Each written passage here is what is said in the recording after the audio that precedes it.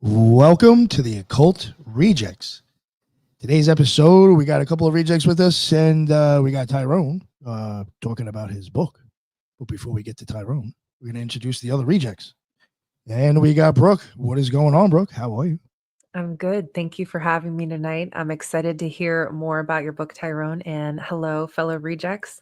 You can find me on Instagram at Dark Florida Podcast. Awesome. And thank you very much for joining us. I appreciate it. And Yeah, we got my man, Ethan Indigo. What is going on, sir?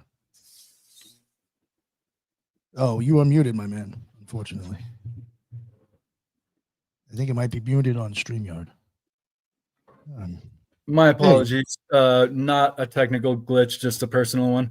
I have the book. I'm super excited. Tyrone, your knowledge and your life story are awesome. I suggest everyone get it. And I'm also a writer, so I of course empathize with anyone who has the same condition as I. So this is going to be awesome, and I love sharing knowledge and wisdom with everybody, and I write on the esoteric and exoteric, easy to find.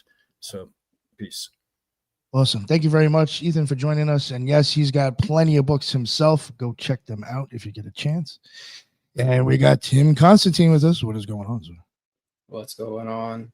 Looking forward to this one. I just learned before we hit record that Tyrone has lived a wild life. Oh, yeah. So, and I mean that in like a complimentary way. So I'm really looking forward to kind of tapping into some of the stuff that he's got for us today. But yeah, I'm Tim. I have over at Cult of Conspiracy on Sundays, I do a show called Conspiracy Garden, and best place to find me would be my main show, Sixth Sensory Podcast. And yeah, thanks for having me, Nick. Nice. So you got like a show on Cult of Conspiracy like Julia does? Yeah, every Sunday. Awesome. There's like two people that do that around the show as well. That's fucking great. I like it. Julia might be showing up. I don't know. So, in case she does, I'm not going to have her plug her stuff. So yeah, Julia Cosmic Peach, go check her stuff out. And shout out to Headless. He was supposed to be here too, but his computer broke, unfortunately. Now to Tyrone, sir, what is going on? And sorry it took so long to get you on to cover your book. But we finally made it happen. And please let everybody know what your deal is and where they can find your show and everything. So, like I always say, everything that you want to learn about me, you can find at rebirthoftheword.com. That's my website. I started that website because I just had a lot of knowledge. I read a lot of books. I think I just saw Kalani do a Let's Go out there. If that's the same Kalani that I know, I've been following that dude for a while. He's actually very knowledgeable. Me and him link up a lot of times. He's a very intelligent guy. You guys should definitely have a talk with him if that's the same one. Hopefully he puts in the message, yo, yeah, that's me, because I'm telling you, if you think that I've ever read some books, you think that man he's on top notch on this stuff. So I have to give a shout out to him because he's probably new here. And I just got to say that. Yes, definitely. All right. And your book, Journey Through the Origins of History. What made you decide to start writing? So that's an interesting question. So I've been interested in history ever since I was a little kid, especially, ancient history, aliens, paranormal, conspiracy, so on and so forth. But everything that I wanted to know it had to do with history. My favorite subject in school was history. I didn't care about anything else. I just loved history. And the reason why I wrote this book was it didn't come out to me just saying, hey, I want to write a book. You know what I'm saying? I actually created my website first, rebirthoftheword.com. And that was just a snippet of everything that I knew. I did a lot of research. I've done a lot of reading, watched YouTube channels. As a matter of fact, before I started reading books, I just used to watch a lot of documentaries and YouTube channels and stuff like that, because I felt like that was the easiest way for me to gain knowledge. But then I started noticing that people were cutting and pasting what they knew. So what I wanted to do was I wanted to give the basic foundations, because when they copy and pasted what they knew, they wasn't giving you an exact indication of where they got this information from. A lot of people would say, let's say the Sumerians, for example. They will say that the Sumerians were a group of individuals who came on this planet, and they're the first civilization because of their writing system. Well, I wanted to know the actual historical event of the Sumerians. And a lot of people like to take what the Sumerians, the Akkadians, the Hittites, the Assyrians, and everybody else and combine it with the Sumerians and say, this is what the Sumerians said, which is not true. So what I wanted to do was I wanted to take what I've learned and place it in a location, which was my website at the time. And I started thinking as I got older and things carried on, I said to myself, well, my website is not always going to be there because I actually bought my own domain. It's my own domain. Nobody can tell me what I can say. I can put on there whatever I want to say, and that'll be the end of it. But then I realized, like I said, that it's not always going to be there because once I pass away, that website is eventually going to be taken off online. So what I decided to do was take what I knew and put it in a book form. Well, it didn't come about like that in that essence. I actually started my website, and about 3 or 4 articles in, I had this gentleman named Ken Goodswords who asked me through Facebook. He said, hey, if you ever want to write a book, let me know. Well, it's over Facebook, and you know how everybody promotes and trying to get you to do things on social media, and you're just like, whatever, you know what I'm saying? And so I was like, okay, yeah, whatever. And then we actually did a podcast discussion, right? And he still didn't explain to me that he was an author and a publisher. So he was somebody that was actually into this stuff, right? So eventually I decided to say, hey, let me reach back out to this guy and see if he's very serious about this. And he said, yeah, man, if you ever want to write a book, let me know. Here's my books. And he sent me all his books for free. Then he sent me his publishing company, Dimension Fold. And I was like, oh, wow, this dude is really serious. Then we did a second discussion. And that's when he told me flat out, hey, I'm a publisher and an author. And I was like, okay, so this man's really serious. We did 2 discussions. He likes my work. It's 3 or 4 articles in. He liked my work. And I'm telling you, I've never been a writer. I never took the time to write anything like this. I always use things to help me, like technology, to help me get my point across. I'm not privy to all this way of writing and stuff like that. So he said, hey, yeah, if you ever want to write a book, let me know. So eventually I took him on his offer. And it took me about a year to write my book. And basically what I did was I wanted to give people the basics of what is out there. So like, I'll give you an example. So when you look at chapter 1 of my book, it's about the beginning of time. So when people talk about the Big Bang Theory, a lot of people will say, oh, the Big Bang Theory is not real, blah, blah, blah, blah, blah, blah, blah. And I was like, okay, fine. You can have that argument. But what I wanted to know personally was, where did the Big Bang Theory term came from? And that's when I learned that George Lamartine wrote what is called the primeval atom, and he describes how the universe came to be. So I was like, okay, now I understand where it was, but he didn't call it the Big Bang Theory. He called it a primeval atom, right? It wasn't until Fred Hoyle, somebody who tried to discredit him, came up with the term Big Bang Theory. And he came up with this term to discredit George Lamartine, right? And he did this on BBC, right? Around 1949, 1950. I can't exactly remember because there's the dates. I've read 1949 and 1950, basically. And I was like, okay, now I know where the word and the term came from. But then I wanted to say, okay, what was the oldest creation story that is in detail, which we get from the Enuma Elish, which is basically comes from the Babylonian time frame. But most people will correlate that to the Sumerians. Now, a lot of people don't understand this. The Enuma Elish is Babylonian, but you will find a historical correlation with it to the Sumerians. The difference is the Akitu festival, which is spelled Akitu, which is basically a festival that they had that would go into detail about how the creation of the earth came, these gods, and so on and so forth. And these gods were called the Anuna / the Anunnaki. So most people know who the Anunnaki are, right? But they don't know that the Anunnaki is a term from the Akkadians. And the Anuna term is actually coming from the Sumerians, okay? So I wanted to give a little description, an idea of the basics of the creation story. So yeah, I talk about Aristotle, I talk about Ptolemy, I talk about the Edward Hubble's discovery and the Babylonian creation myth, which I just talked about. And then I talk about the Enuma Elish. So you get most of your in-depth information about how the creation story came from. Like if you pick up the Bible and read Genesis and read about how God created earth and all this other stuff, you'll get a bigger, a much in-depth discussion idea from the Enuma Elish.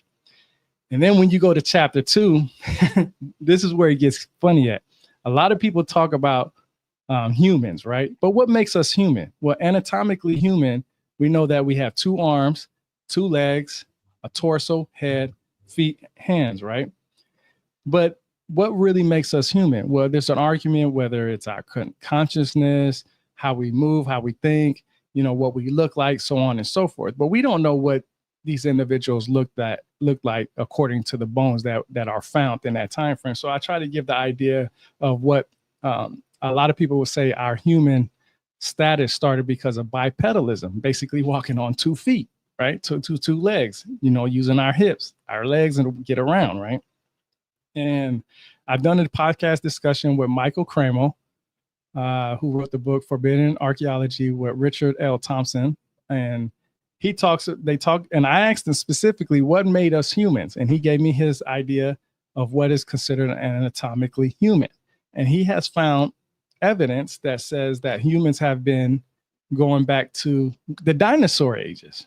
Okay. This is not me saying that. This is him saying that because of footprints that he found in certain places like California, and, the Mesoamerica area and so on and so forth. So I try to give a description of what is humans, right? Like we know that some of those footprints are found in white sands too. That whole some of those footprints go way back. I just want to add that in to what you're saying. Yeah, that's what I'm saying. Like he actually talks about the footprints and the tools that were made and so on and so forth. And what I found out later on through my research and my due diligence is that language started about 1 million years ago. Now, we don't speak the same way we speak 1 million years ago, right? We obviously know that. English is a very new way of speaking. I don't speak the same that I did 20 years ago. Right? So you can see the evolution in our thing. I've also, and speaking of evolution, I've also read many books from Darwin. And what I've learned about Darwin is that he didn't have a set idea of how evolution started. Matter of fact, his books is more about birds than it is about humans. He just has a little small snippet about what humans are because he got this idea from the idea of what he observed from birds, right? A lot of times in his books, he says, if a bird went from one place to another and they didn't have a companion, a spouse, or whatever you want to call it, they would mate with different other types of birds. You ever heard that saying, what came first, the chicken or the egg? Well, if you look at the time frame when the chicken actually came on this planet, you will see that the egg actually came first, right? It wasn't the chicken, it was the egg. Why? Because of reptilians. We know reptilians make eggs, right? We know there's certain mammals that actually have eggs and stuff like that. Hell, women have eggs in their ovaries and stuff like that. So we know that eggs is very important. We know that eggs is a creation of many things, right? There's mythologies about the eggs and all the shapes about it, right? So I try to make it seem like this is the foundation of what you know. You've heard me say this plenty of times. If you don't know the foundation of what our history is, then you can't talk about the extremities of what came after that, right? You can't talk about, you can't build a house without that foundation. You just can't do that. Everything has its place and it's right. So I try to give you the foundation of what humans were. And, we know that the Anuna / the Anunnaki have stories from the Sumerians that talk about the different creation stories, right? We know that we have these ideas. There's no ifs, ands, or buts about it. It's in the Sumerian cuneiform tablets. But the problem is that a lot of people take these cuneiform tablets and these ideas and these individual information, and they say that it all comes from the Sumerians, which if you look at the cuneiform tablets in themselves, they're broken, distorted. deteriorated and so on and so forth. So you have to take pieces from different places to fill in the blanks, right? Like you just can't, it's not a full-fledged understanding of what the Anuna/the Anunnaki came from. So that I try to give, the idea. So I'll read out this part. So in the discovery of ancestral roots, the oldest Homo sapien fossils, we know the oldest fossils from Homo sapiens come from Morocco, Africa, which is 300,000 years ago. A lot of people say it comes from East Africa, Ethiopia, around 200,000 years ago, which is that's not actually true. The oldest Homo sapien bones we found on this planet comes from Morocco, Africa, which is 300,000 years ago. Then you have what we call, which all of us in this room right now are called Homo sapiens sapiens, the extra sapiens part to indicate the advanced portions of us with the language, the creativity, the inventions, and so on and so forth. That's us, right? That's all of us right now. And if you look at the history of Homo sapiens, you can see the breakdown between the different elements of what creation came from. So there's, and I even put that in here, the oldest known Homo sapien fossils discovered to date were unearthed in Jabal Ohad. I'm not sure if I say that correctly. I read it. I don't hear people talking about it too much, so I say and pronounce it the best way I can, but it's spelled Jebelirhoud. And this is in Morocco, Africa. Okay. So that gave me an idea of what I needed to do and share as individuals, as if they wanted to know about the history of Homo sapiens. Now, I've read plenty of books that says that the out of Africa theory is debunked, and that that we had individuals come into Africa. Now, that can be true, but when you go off of genetic makeups, that's haplogroups and genetic makeups, you will see that the oldest haplogroups are found in Africa, okay? And this is in the area, mostly Central Africa and so on and so forth. And you can see that the haplogroups spread out from different places. This is not me saying it. This is what the scholars say. These are the people who have the scientific knowledge, the people that can go into their science lab and actually share what they've learned from their scientific ideas. So I try to, stick with the basic, like I said. So the chapter 3 was about civilization. Okay, civilization. What makes a civilization? Everybody has a different idea. I've talked about this plenty of times. The Sumerians are considered the oldest civilization because of their writing system, and that goes back to 3200 BC. Well, what happened to the time before that, right? And can Homo erectus, Neanderthals, and all these other individuals, could they have their own civilization? Of course. They don't have to necessarily have a writing system, but then you have to think about what is the idea of a civilization. If they say that the oldest civilization, according to Dr. Nili Samet, which I've had the pleasure of taking a class from Bar Ilan University, she says that the oldest civilization is the Sumerians because of their writing system. Well, it's because of their pictographic script. Now, this is no different than what we consider emojis today. So as long as all 5 of us in here right now understands what emojis we're using and the meaning behind those emojis, we don't have to use any words in the English language to communicate. We can use those emojis to have a whole entire conversation. I can sit here and say, if you said somebody passed away in your family and I put up praying hands, you're going to be like, thank you for praying for me and my family. That's easy. Or if you say, hey, some people will even say, hey, I found a new job and I'm getting paid X amount. And you put those praying hands up. Some people will interpret those praying hands as clapping, right? So you will say, okay, that person's clapping for me. They're happy for me. They're showing me love for this, right? So I give the civilization, when it comes to, writing systems, it's hard to determine what is considered a writing system, but we do know, as scientifically as they say, not me saying it, but these are the people who are respected in the field, the pictographic script, the Sumerians, their advanced civilization. That's why I made a point to say Homo sapiens sapiens is the extra sapiens part is the advanced portion of us. That's not me saying it. That's these respected people that's saying it. And I even said right here, Defining a civilization. This is on page 35. Civilization is defined by Oxford Languages, refers to the most advanced stage of human social and cultural development and organization. It encompasses the process through which a society or location achieves an advanced level of social and cultural development. So the word advanced just means that they're given an advanced idea of what we are capable of doing as humans. And that's not just to say that because, it's me saying it, but what I like to do is I like to go to the etymology of the origins of the word, basically, right? And when you go to the online etymology dictionary, it breaks it down to what is considered a civilization. And I wrote that in my book, and I broke it down to where people can understand what I understand what a civilization, because when you go pick up an etymology dictionary, you would get the origins of how that word came to be. And then you can go from that. Like I've always said plenty of times in the past that people take words and they use it for their own narrative, for their own idea of exaggeration of what they're trying to create. Just stick to the origins of what the word says, and you won't have to argue that. But if you want to argue that, you should be able to make an argument from the origins of the word and what the word means today. But the problem is a lot of people only pick and choose how they want to make their origins of their words.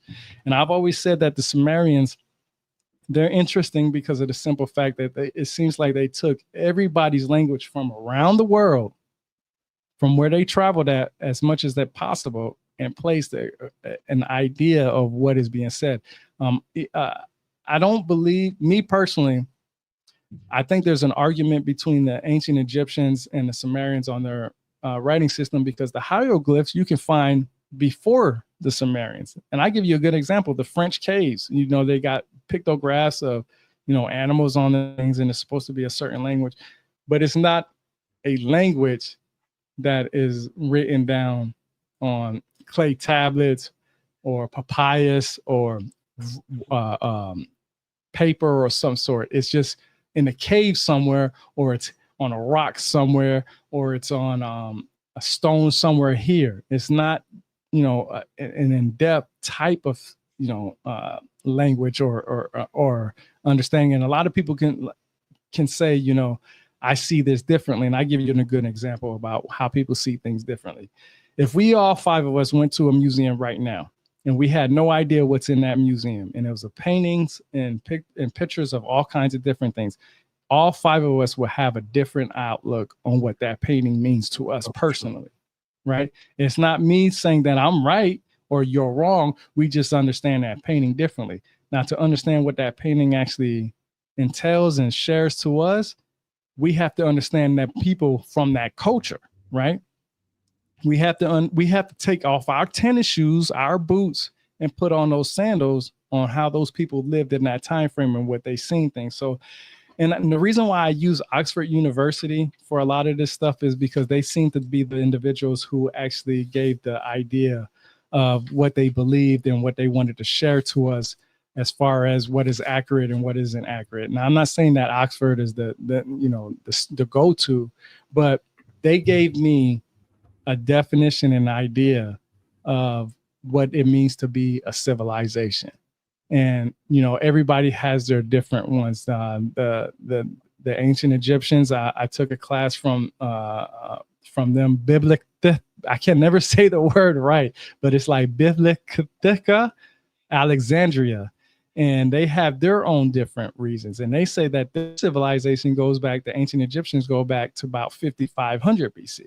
So there's always a difference in between what is considered a civilization, because people are picking and choosing what they consider a civilization.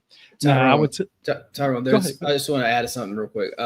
There's the Native Americans over here, which I think go back further than we understand. But anyway, they were doing this sort of emoji type thing. There's a guy named Garrick Mallory who this book kind of got swept under the rug that he wrote, but he wrote a book on rock art and pictographs and like picture writing. And he found that the pictographs were a language somehow tied in with sign language. So if you look at a rock wall in Utah and you see stick figures in the sun and, you know, whatever, it looks an elephant or a pig or something. That's actually not just primitive man drawing stick figures. That's actually a sentence, or perhaps even a paragraph. It's saying something. And this guy was in like the Bureau of Ethnology. He was associated with the Smithsonian and a lot of other big organizations. And I think he was actually going against their narrative with this one. They didn't really want this out there. But I just want to add that in. I mean, I think there was this emoji-like pictograph language that was happening with ancient peoples. Right. And it's so funny that you bring that up, because I'm looking at the comments and I'm paying attention to the comments, and a lot of people are some people are talking about melanin and mushrooms and so on and so forth. You know, I actually have in my book, and I actually have a peer-reviewed article on genetics. And this is probably going to go over a lot of people's head, and it's going to probably offend a lot of people because a lot of people don't want to look down on certain things. But I just say tracing genetics. Okay, first of all, the best way to trace humans is by analyzing their genetics. Where did they come from? How did they come about? I actually did a podcast discussion with Dr. Keith Chang. Dr. Keith Chang is the founder of what they call SLC 2485. That's what he considers the white gene. I know I'm going to lose people on this because that's what he says. He's been on ABC News. He's been on NBC. And he didn't look for this gene because he didn't want to find out where black and white people, like before we even started discussion, I told you guys, I'm German and black. I can't pick one parent over the other, right? I can't say my father came before my mother and my mother came before my father because of the skin color, right? I told you guys when I first started this, my introduction is literally a description of, you know, my genetic makeup. And let me go to it real quick. So here, this is exactly what I said. I said, before launching my website, www.rebirthoftheword.com, where I aim to share everything I have learned from reading and researching about our past. This is my introduction, mind you. I submitted a DNA test to 23andMe to determine my ancestry because I wanted to know everything that I was mixed with. My father told me I was Native American. I found out I never had no Native American blood in me.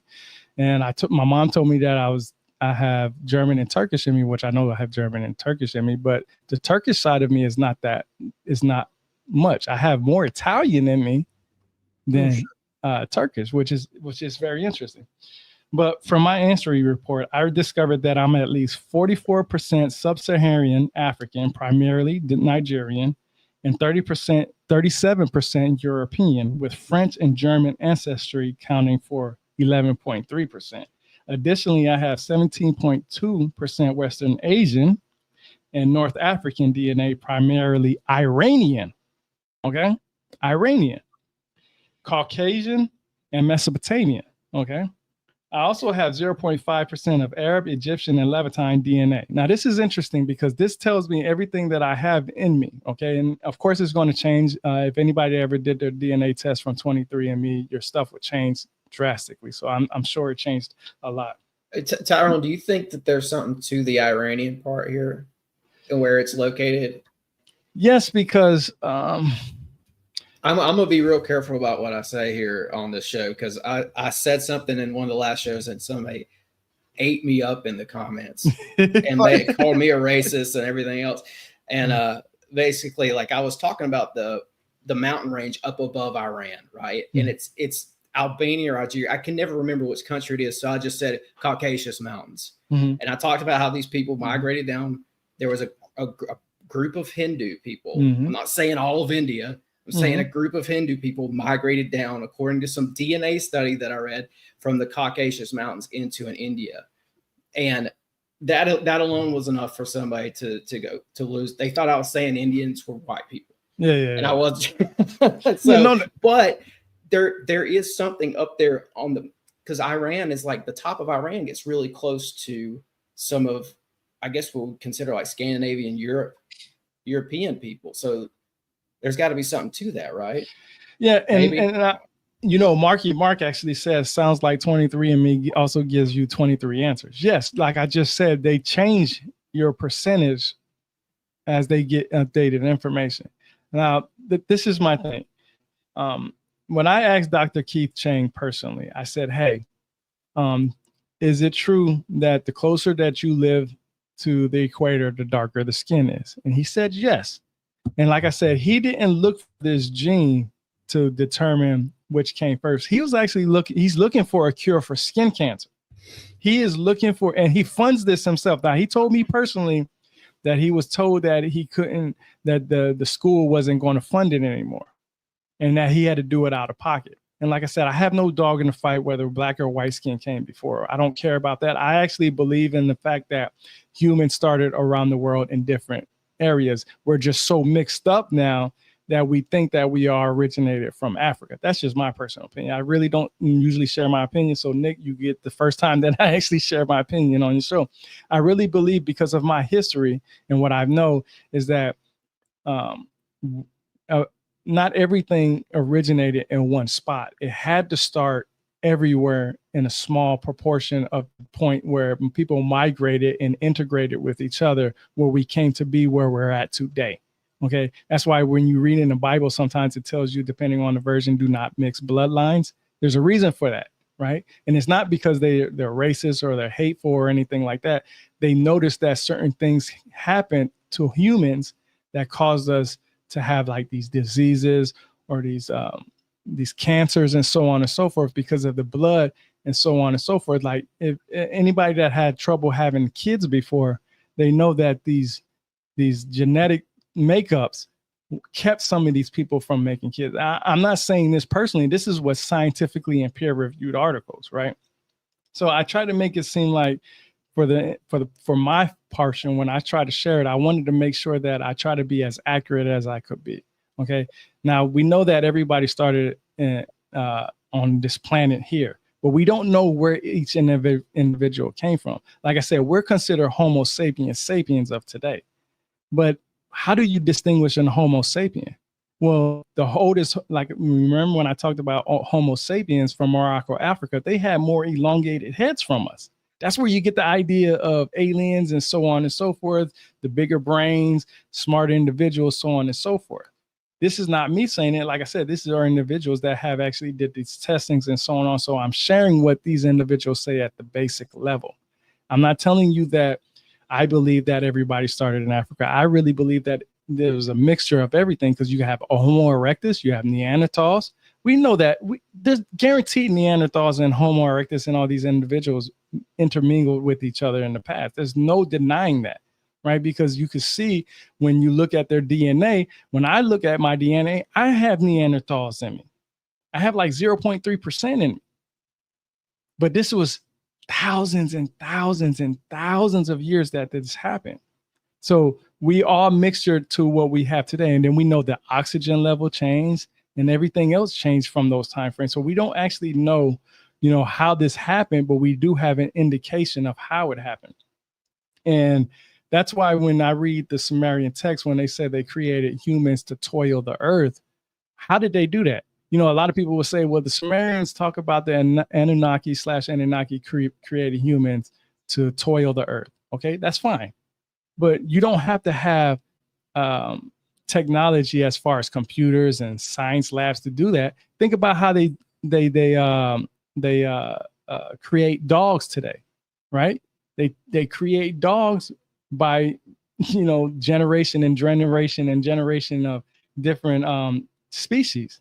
You can look how the bulldog or the pit bull was created by just different species of the dog. We know that dogs come from the wolves, right?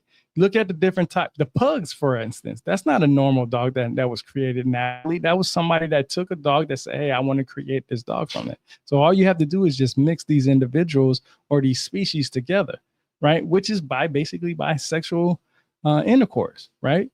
Whether it's, whether people want to believe that or not. So I believe that when we were created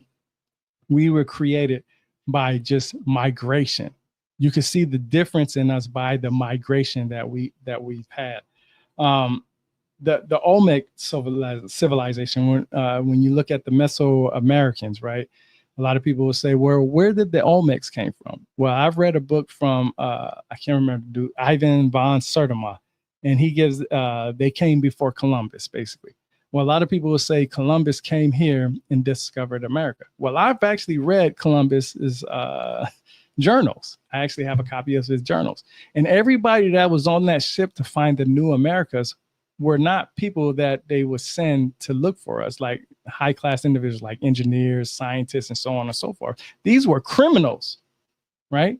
These were criminals who were in jail, who had the opportunity to leave jail and prison to go look for a new piece of land. And those individuals, when they got their second chance, third chance, or whatever chances they got, they finally had families in different areas. And that's how the migration started, right? Because there was a time when, we were separated by water. Now, I bring this up, the water part, because a lot of people will say, okay, well, the whole world talks about the flood story. Well, guess what every civilization started by? A body of water, right? Every civilization started by a body of water. So, of course, not in our time frame or the generation after that, these individuals actually had a flood story pertaining to what happened in their time frame, right? Meaning that if I had kids and they had kids and they had kids, their kids could have possibly had a flood that happened. So that was a grand flood story for them.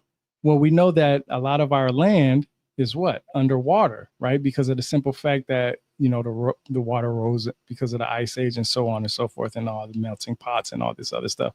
But what I found out is that to understand where everybody came from, you can understand by their genetics, their haplogroups. Haplogroups are very important because it tells you where everybody spread from. That's why I have this map out here. And that's why I said to you, Tim, that I like your map, because that tells you, where everybody came from. But that's only because we only understand our history as a new foundation of our group. And like I said, have you seen the sweet potato thing? Did you come across that? There was a sweet potatoes apparently are only native to like North America. I haven't heard of it.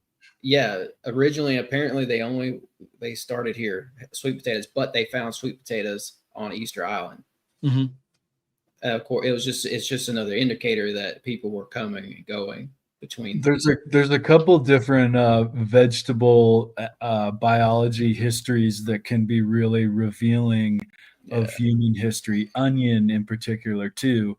They're not sure, but they think it's from China, but they don't know exactly. And it turns up in a lot of places where it's like, wait a second.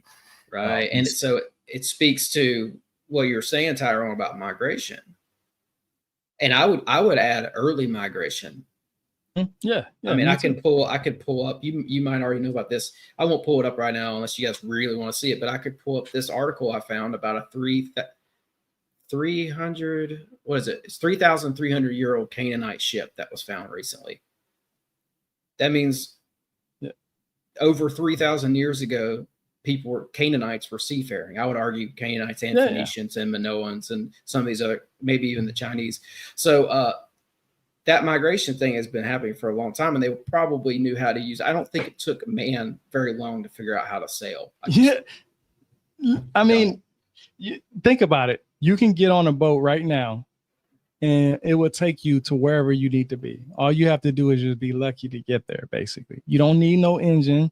You don't need any type of rowing and all this other stuff. Yeah, the tides are going to take you across the world, period. That's why I have the map too, man, for this kind of stuff. Because if you go up here to the tip of Spain, I'm so glad you said that. If you go down just this part of Africa here, you got the Canary Islands. There is a natural stream that flows right over here in North America. Mm-hmm. All they had to do was jump off the tip of Africa in a boat, and they would have came here anyway. They would have found at least Cuba. Yeah, and that's what I'm saying is that you don't have to force yourself to get somewhere. The world is going to bring you there. Period. Like I said, I don't have a dog in the fight whether black or white came from, but I just wanted to know my genetics so I can better understand where my family from both sides came from. Right. When I look at my parents, I love them both. I don't care black or white or any that crap. That to me, that doesn't make sense. But I wanted to get the foundation understanding from somebody who has technical information on it. And that was Dr. Keith Chang. He literally is the founder. He works at Penn State University. I have done the discussion with him. I asked him specific questions and he gave me the answers. He literally found this idea because he was looking, he found it from what's called a zebrafish. And he found it because the way that certain things happen with the zebrafish, the details are in my YouTube channel. But what I'm saying is that me personally, when I wrote this book, I just wanted the foundations. That's it. Where did the colors come from? Where did changing came from? What happened? And he told me that. And the reason why I said a lot of people would get upset about what I share is because they have personal emotions with that, right? We're all mutants. Every single one of us has a mutation in us. Every single one of us. We're a mutation from something that happened in the past. Now, I don't share this much, and I've actually never shared this before. But if we go into the aliens and extraterrestrials and all this other stuff, if they're outside of our planet, they don't have a sun that hits them like we do, right? So what would they be? A lighter color individual. Could they be technology more advanced than us? More than likely, who knows? But I've done research where when you find in Africa, there are individuals who can talk to birds. There are African tribes that look for honey because they make clicking noise in discussions with birds. And these birds, they will make these noise with the birds. And I seen this on the Discovery Channel. It's so amazing that they will go to different places and they will find the birds will talk to them back and they will follow them and they will go to a tree and they will get honey from that tree because of the bees and whatnot. So it's not it's nowhere near for me to fight it because I don't have an educational background in it. That's why I had Dr. Keith Chang come on my channel to explain what is SLC 2485. And he explained it to me where he kept it simple and stupid for me because I told him, hey, keep it simple and stupid for me. Now, this doesn't change the fact that, you know, the individuals didn't start anywhere else. We're not looking for anybody else. Matter of fact, you can go right now and you can Google ancient Egyptian artifacts in the Grand Canyon in America, and a lot of people will say that's a conspiracy. But they have locations in the Grand Canyon that are marked off from us to go to. We can't go there and visit these places. So it's not me saying this, and I'm not saying that. And they have suspicious names too. There's like the Temple of Set, the Temple of Buddha. There's also Egyptian names sprinkled in there. All the places that are like closed off to the public have these very bizarre names. Mm-hmm. So it's like, well, what do they find there? Right. And I don't want to harp on too much on that bit, but that was part of my genetics part, you know what I'm saying? Understanding genetics, you know, that was just me trying to understand, you know, what it was. And it was important to me because like I said in my introduction, I'm mixed with everything. Right. And I don't want to make it seem like one way is over the other, but I try to make it seem like, try to make it to the point where I understand what the Holy Bible was talking about. And depending on the version that you read about where humans came from and why we shouldn't interchange or not interchange, why we shouldn't mix bloodlines. And there's a reason for that. I'll back you up real quick and then I'll shut up because I've done a lot of talking. No, I love it. I love it when people give me this dialogue. I want to back you up on that whole, I don't care who came first, white or black. I don't really care either. I don't even know, to be honest with you. I have no clue what came first. I don't care either, but I do want to go back and find out who these older people were, but their skin color is irrelevant. Yeah. You know, there was I wish she was here tonight, Lisa. I know she had some theory going on, or it might have been something that she read, but I know like she looked into it herself. She was like looking at the way horses and dogs migrated throughout the world and assumed that humans were probably with them since they were like, you know, horses were basically cars for us back in the day, and dogs were very useful as well. And it would show like I think she was even saying that following them would even probably show that there was some sort of connection, because I think you actually saw her go up the United States and then they like cross like technically jump over to the other side of the water. So it's like, you know, unless they got on a boat, was there somehow land connected at one point? Mm-hmm. But like just even looking at that, you start to even wonder like where there was people and how did they get around. I mean, it's interesting. There's so many different ways of possibly seeing that there was humans all over moving around. You know, it's so funny that Brian Nim said the Little Mermaid was green. Now, this might be jumping a little forward into my book, but it's interesting because the Sumerians actually have the first representations of what could be considered a mermaid.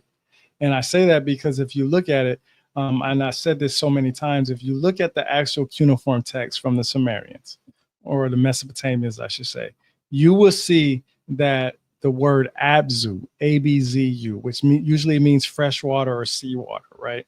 Okay. Now, these individuals were known as the Anuna/Anunnaki. Enki was a fish god, okay, who came from the depths of the sea. This is in the cuneiform tablets in itself. This is not me saying it. When most people talk about the Anuna/Anunnaki, like I said, they say they came from a different planet called Nibiru. Now, I do believe in extraterrestrials. I've had orbs go off on my ring cam and stuff like that. I've had my own experiences. My mother, when she told me when I was a little kid, that when I was still in the crib, that she had this feeling that something was near me. When she came to the crib, she seen this figure. Right. And she screamed out to my pop. She freaked out. She grabbed me and they brought me into the house, or brought me into their bedroom and put a cross on the door. Now, what do most fish look like in the sea? Well, they look grayish or greenish or some type of fresh water. It depends on what type of water they're in. Their color takes the form of that. Now, when I read the cuneiform tablets for themselves, it literally says that Enki rose from the depths of the sea to give humans knowledge and so on and so forth. This is not me saying that. It's Oannes as well. Yeah, exactly. And I'm glad you said that. Exactly. That's my point. So skin color, if these individuals came from the depths of the sea, black and white has no part of that. That's just something that they decided, okay, we seen Africa, we landed there, and that's probably where because matter of fact, Zachariah Sitchin, most people know about Zachariah Sitchin, then they know about Samuel Noah Kramer, George Smith, Andrew George, or even Irving Finkel.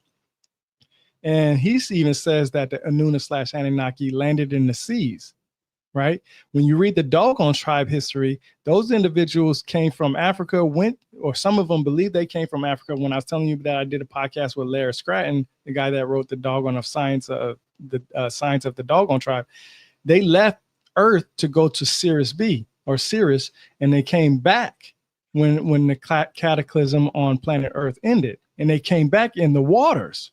So everything goes back to the waters for some reason. Now, if we was in the waters, we wouldn't be black or white, right?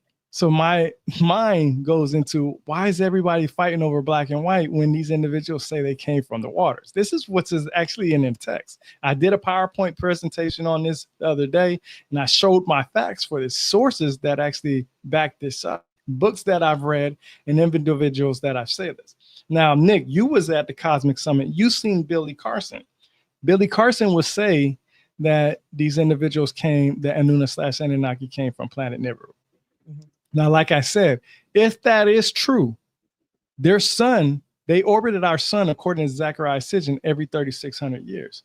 They didn't have a sun to create the melanin of brown skin, right? So they would have to have been something other than us that looked like us.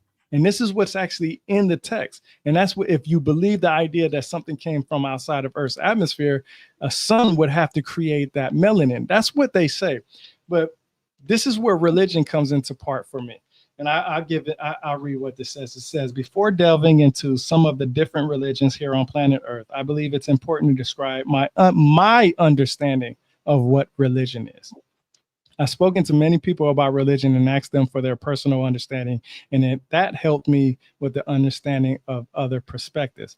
I've learned that religion is a set of beliefs, practices, and rituals concerning the universe's existence, nature, and purpose, often involving devotion to a higher power or powers, and often shared by a community of people. Now, this is what it comes into play with me. They say that God created us in his image, right? Well, what image was that like? Is it anatomically human with 2 legs, 2 arms, feet, hands, head, torso? Or is it because of the color of our skin? We don't know. Nobody knows, but we know that God created us our image. And we also know that God came outside of Earth's atmosphere, right? So that means he would look different than what we would look like. But because of the migration and the difference of the people, that's where we get, the many ideas of what we look like. And, there's different names for God. You got Elohim, you got El Shaddai, you got God, you got all these individuals, right? Even Jesus is considered a God, right? But the argument, and I hate this when people use this excuse, because I'm going to tell you straight up. People will say, well, Jesus in the Bible, they said his feet was of bronze. Well, that's not an indication what somebody's skin color is, right? To me, that's not. So the idea that how we look always revolves around where individuals came from and what they represent of what the people look like at that time frame. And that's fine, because Elohim could mean many gods or it could mean just one God, right? But then I go into spirituality, right? Both religion and spirituality involve a belief in a higher power, right? Everybody in here believes that there's something greater than them, right? Nobody can deny that. I believe there's something greater than me. I'm pretty sure Nick does, Tim, Julia, Brooke. I believe everybody believes that there's something greater than them, right? And the good example is there's somebody that's smarter than me. There's somebody that's faster than me. There's somebody more good looking than me. And there's somebody who is much better at anything that I think that I'm better at, right? And that's what they consider their God. But what do we look at our gods at, right? Our gods are the individuals that helped us in our trialing times, right? If you got on your knees right now and you pray to a God and you say, hey, God, no matter what you discovered, think of him. Hey, I need some help. And you got some help from him. Whatever your religion is and what you grew up with, that's the God that helped you out in that frame. I give you a perfect example of that. The Abraham faith started around 2000 BC. That's the average date about that, right? The Abraham faith started around the same time, which is the Sumerian time frame and the Akkadian time frame, because Sargon of Akkad took over all of Mesopotamia when he unified everybody at one time. Right. That means that it's no different than, the ancient Egyptians when they did, the north and the south of the Egyptians and stuff like that. And what I want to share with people is that religion starts because of what we feel and what we feel that helps us in that time frame. So if you're a Christian and you pray to a Christian God, you're going to believe that Christian God helped you. But Abraham was also the individual who was, well, just not Abraham. There's a lot of people. God tested a lot of people in the Bible, right? To say, hey, if you believe in me, you're going to do this. You're going to sacrifice your child. You're going to sacrifice. I'm going to make bets with the devil to see if you really believe in me, and so on and so forth. And that's what a lot of people don't realize, is that our religion is based on what happens to us personally. That's why we all have a different representation of our own God. And that's what I write in our book. I give the many different types of God. A lot of it is Enki, Enlil, Ninhursag, Ishtar. If a woman was trying to get pregnant, she wouldn't pray to Enki. She would pray to Ishtar. Why? Because she was the fertility god. Why would a woman pray to a male god for fertility and having a baby if they already have a goddess that's a representation of that?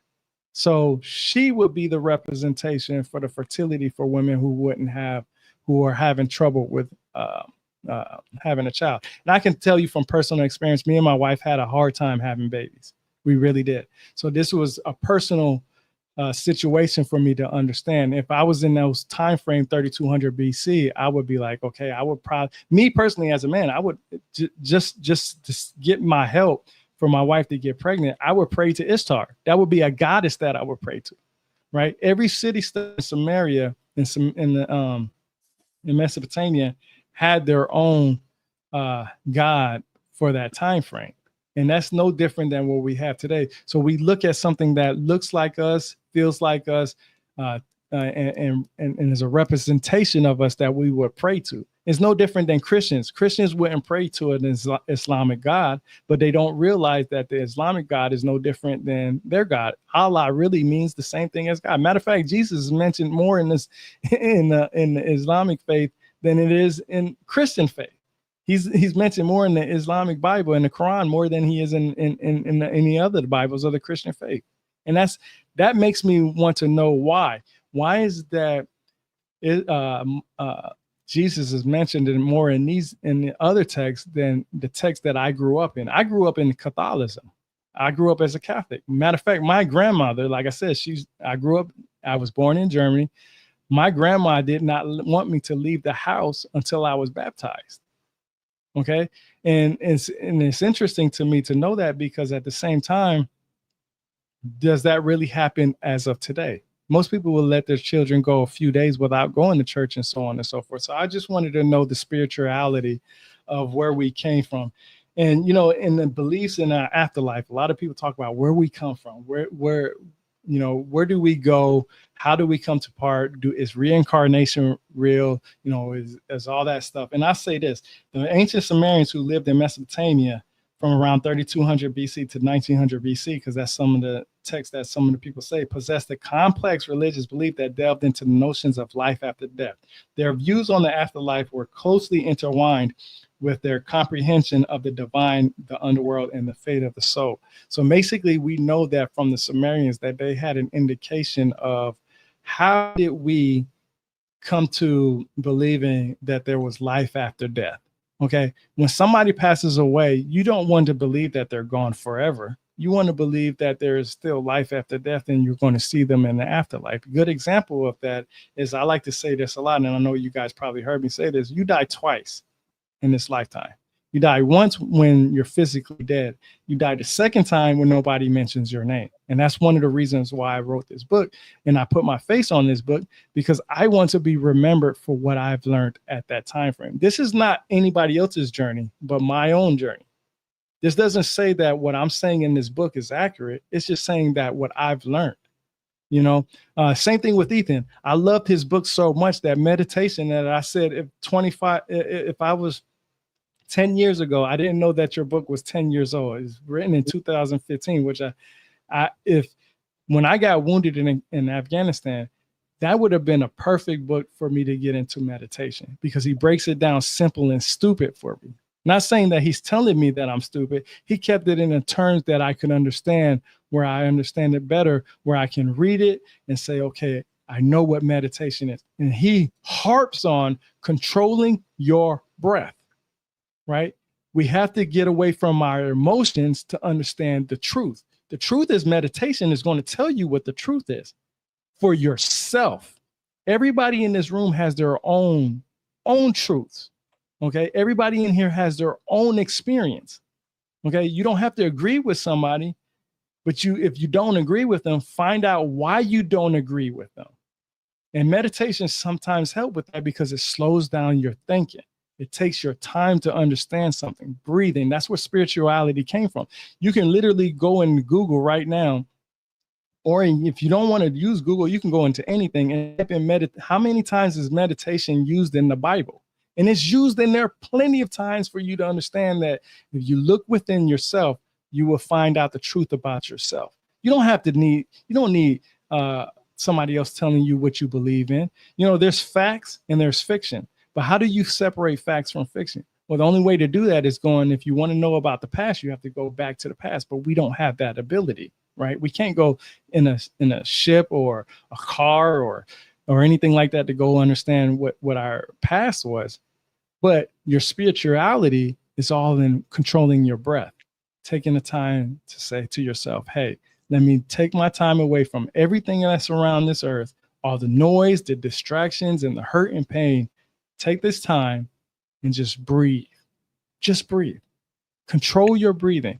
If you can't control your breathing, you can't control anything else. And that's just facts. And that's what I learned from Ethan. If you can't control your breathing, you can't control anything else. Okay. And that's why I said I have no dog in this fight for anything that's fact over fiction. I'm just telling you what I've learned through my journey. Okay. This is my journey. This is not anybody else's journey. And if you want to correct me and show me what's different, then please do, because that's all I want.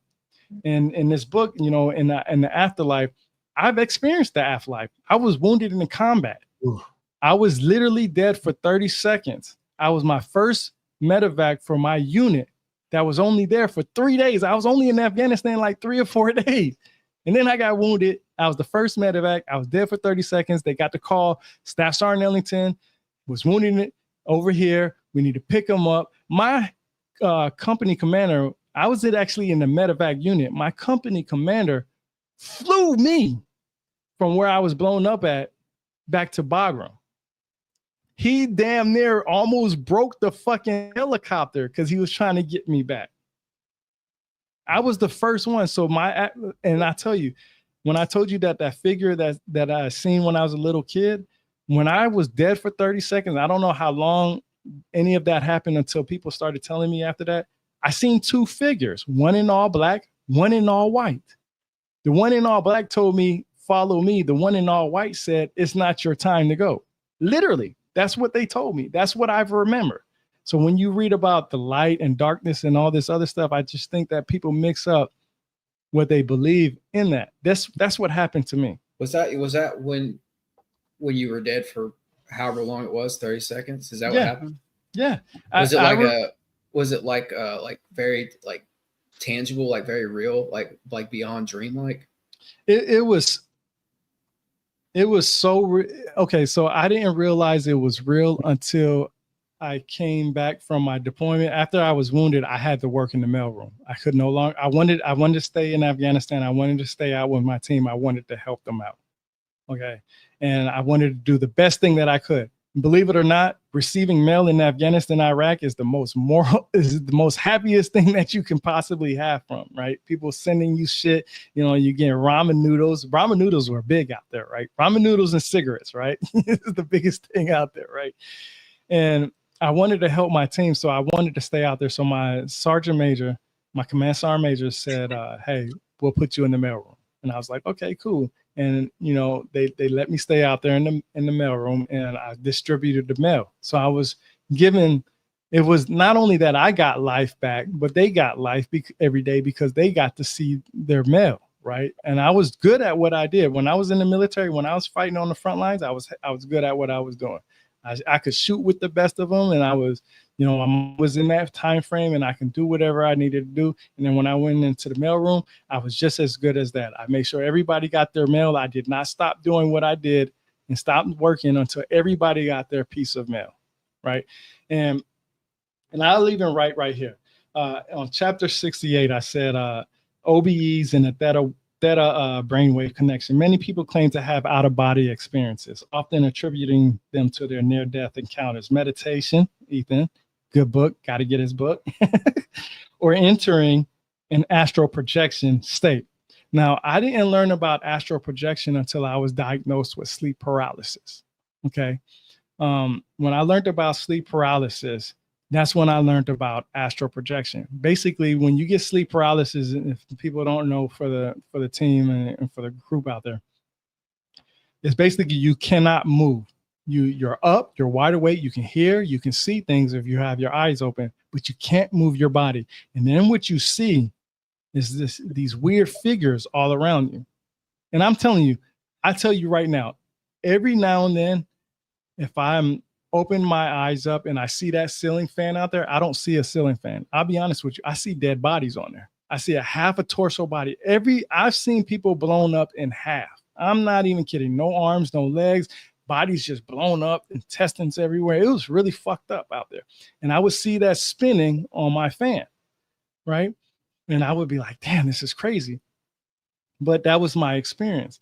And when I learned how to control it through lucid dreaming, because I learned about lucid dreaming from that, I was able to control my idea. So I put in my chapter 68, and I give you a good example. Joshua 1:8 in the New International Version, it says, keep this book of the law always on your lips. Meditate on it day and night so that you may be careful to do everything written in it. Then you will be prosperous and successful. When you was able to control your lucid dreaming and your understanding, you were able to control your outcomes of what you've seen from your dreamlike state. Lucid dreaming really fucked me up. And I give you a good example of that. We're all old enough to know about the Freddy Krueger, right? There's a movie out there. I think it was Freddy's Dead, if I'm not mistaken. If it's not Freddy Dead, it's one of the Freddy Krueger movies. Remember when they were able to control their dreamlike states, when they had to control what they went through in their dreams and how they tried to fight back Freddy Krueger and all this other stuff, and how they brought Freddy Krueger back from their dreams into the reality. That right there hit me because I understand it more. I was scared about Freddy Krueger when I was a little kid, but I understand it from the outside of, you know, our outer body experiences. And then you got 2 Corinthians 12, 2 through 4, New International Version. I know a man in Christ who 14 years ago was caught up to the third heaven, whether it was in the body or out of the body, I do not know. So in the Bible, it tells us that we are able to do things within our physical body, flesh and skin, or outside of our body. And that's what got me to where I was at, to understanding, okay, there's more to this story than what I'm being told, okay? And I'm experiencing this on a level that many people probably do not understand. And I'm not saying none of you guys understand. I'm just saying from my perspective of being a war veteran and seeing shit like out there, I understand it better. And when it comes to the Sumerians, my favorite source is always the electronic text corpus of Sumerian literature, which is literally the online version of the Sumerian. So you can read anything that has to do with this stuff on their website, but they also have a book. And when you take the time to actually listen to some people, you can never tell anybody what they experienced, right? I can't tell Brooke, Nick, Julia, Ethan, and Tim what they experienced in their lifetime. We all have our own paths in our life. We all have our own individual ideas and what goes on and so on and so forth. But what we can do as individuals is understand each other. And that's where the miscommunication comes into. A lot of people don't want to understand each other. They always want to say, my foot is more important than your foot. My body's more important than yours. My mentality is more than yours. And then you know what happens when people say that? They discredit everybody else. Instead of just saying, hey, look, bro, I'm sorry that shit would happen to you. You know what I'm saying? I'm sorry that, you know, you've been diagnosed with sleep paralysis, or you've been diagnosed with narcolepsy, because I've actually been diagnosed with narcolepsy too. I don't have the shit like, what's that movie called? Harriet Tubman? No. What's that movie?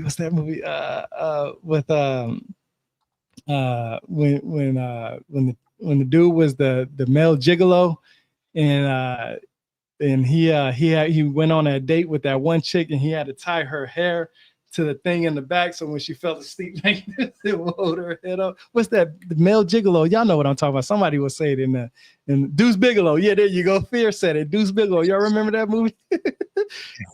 I don't have narcolepsy like that. So what happens is, if I get really sleepy, okay, I have to go to sleep. 15 minutes. If I don't go to sleep within that time frame, my body resets itself, meaning that once it resets itself, I'm up for the next 8 hours.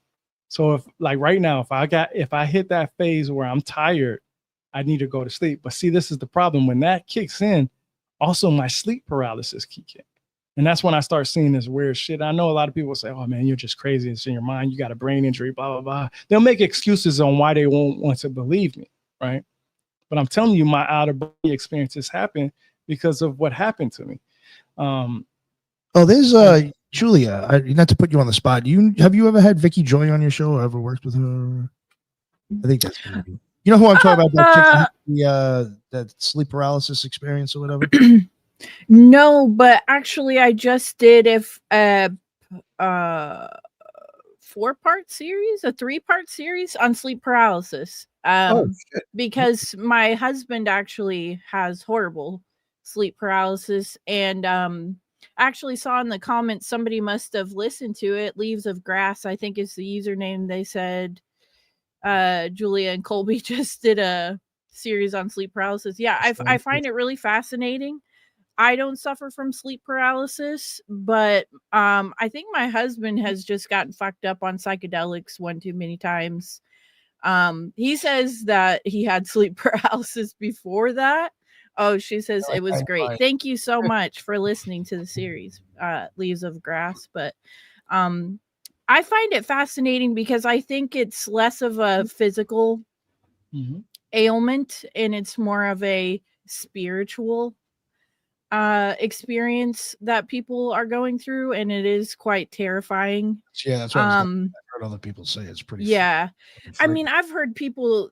What's interesting to me is that if it's a physical issue, if it's like something that should be fixed with pharmaceuticals or something like that, why going back all the way to, you know, the first record of sleep paralysis ever? Everybody's been seeing the same shit: the Hat Man, the Hag, the Shadow People.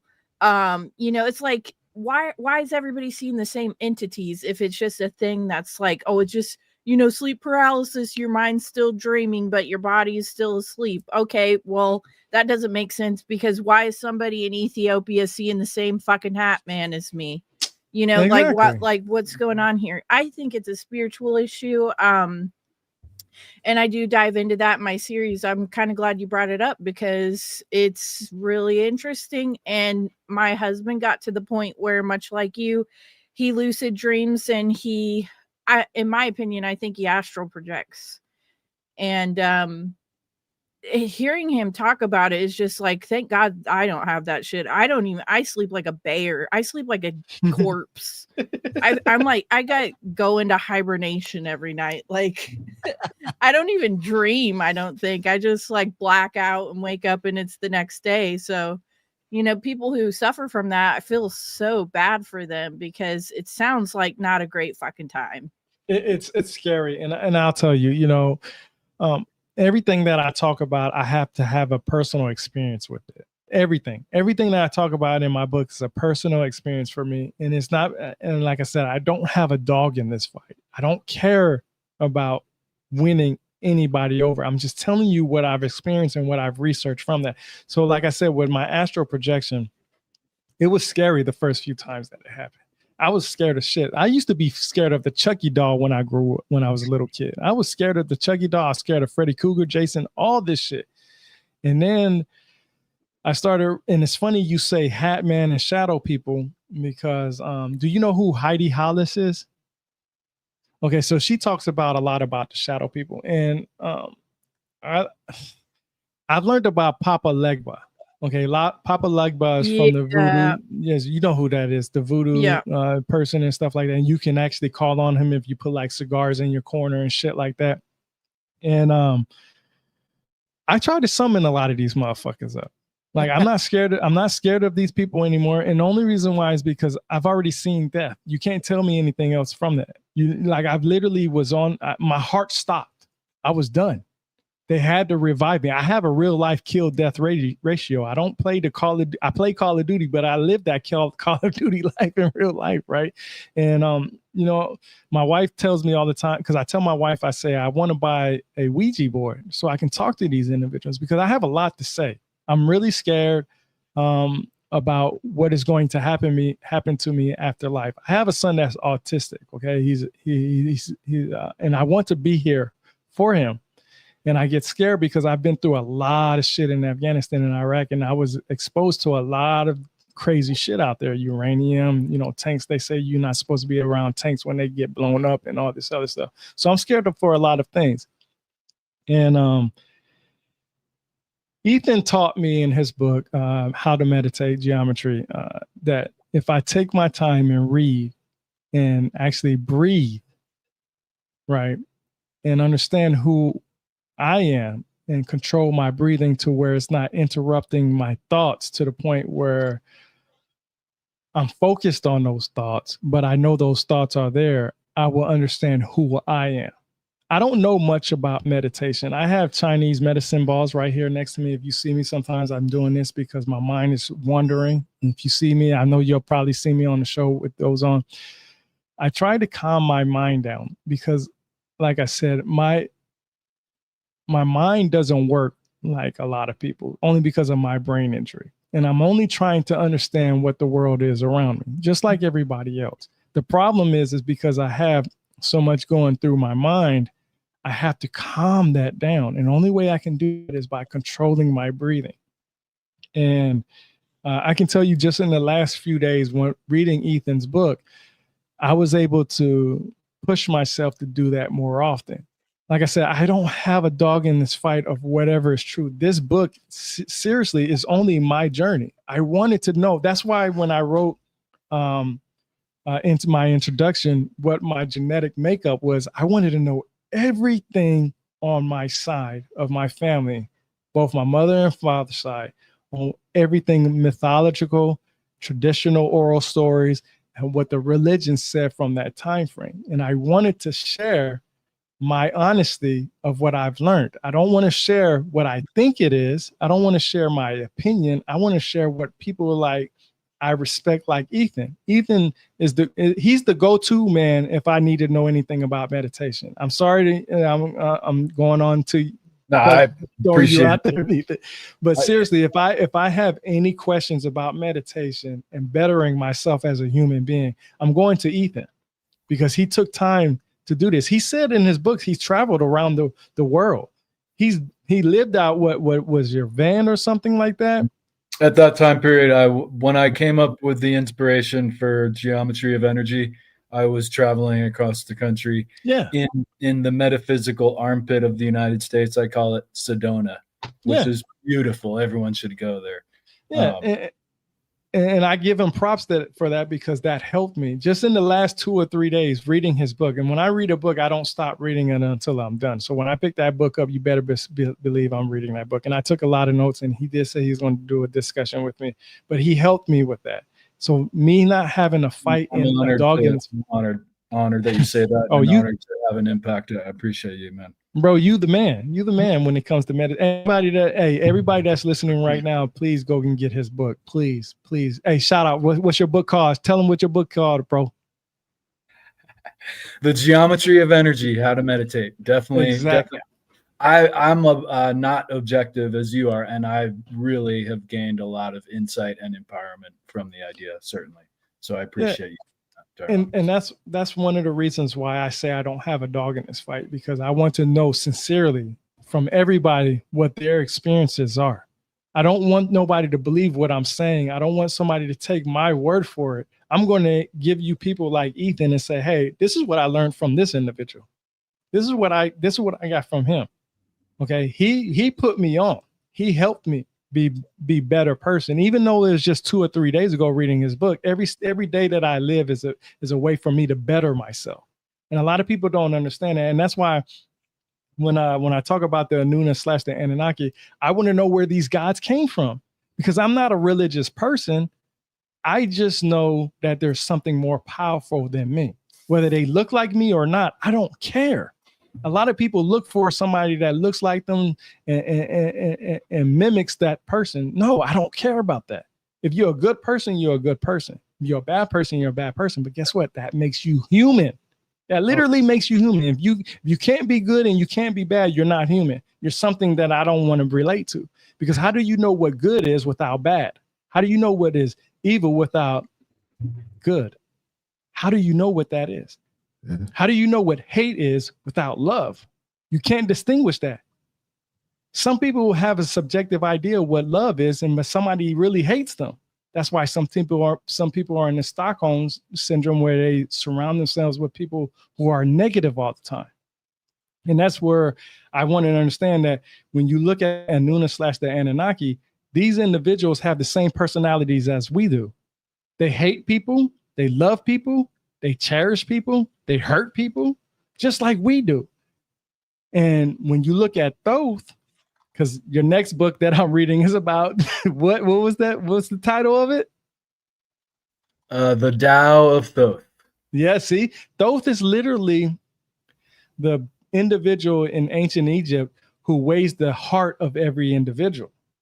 Okay, how can you weigh the heart of an individual if you don't understand what love and hate is? Okay. You can't weigh nothing if you don't know what love and hate is. You can't have love without hate. That's just being part of human. But you have to have a middle ground. I've always told you guys, I'm a Libra. Okay. I said it yesterday when I put it on the post. I can be the nicest person in the world to you, or I can be the meanest person in the world to you. It all depends on how you entirely treat me. If you treat me with respect, I'm going to treat you with respect. Matter of fact, you don't even have to worry about treating me with respect first. I'm going to give you respect first. Then you have to give me respect. If you don't give me that, then the tip scale, then now I got to be the asshole, right? Especially if you put my name out there and all this other stuff. And that's why I say that the Anuna / Anunnaki is, or any of these gods around the world, no matter who you believe, whether it's Islamic faith, Zoroastrianism, the Mesoamericans with the Aztecs and all these other individuals, If you understand that they have their own human traits, then you understand who you are individually. I love something just as much as I hate something. I have something that I hate just as much as I love something, right? We all have our favorite TV shows, right? But you also have a show that you hate the most and you would never turn that show on ever again, or a movie, right? And that's reality. And that's why I say, you know, the Anuna, and I even say it in here, page 75, the Anuna/Anunnaki pattern is typically described as consisting of 7 deities. Well, what is the number 7 is? Sometimes that's referred to as perfection. 7 + 3 = 10. You got the perfection. You got humans. You got us.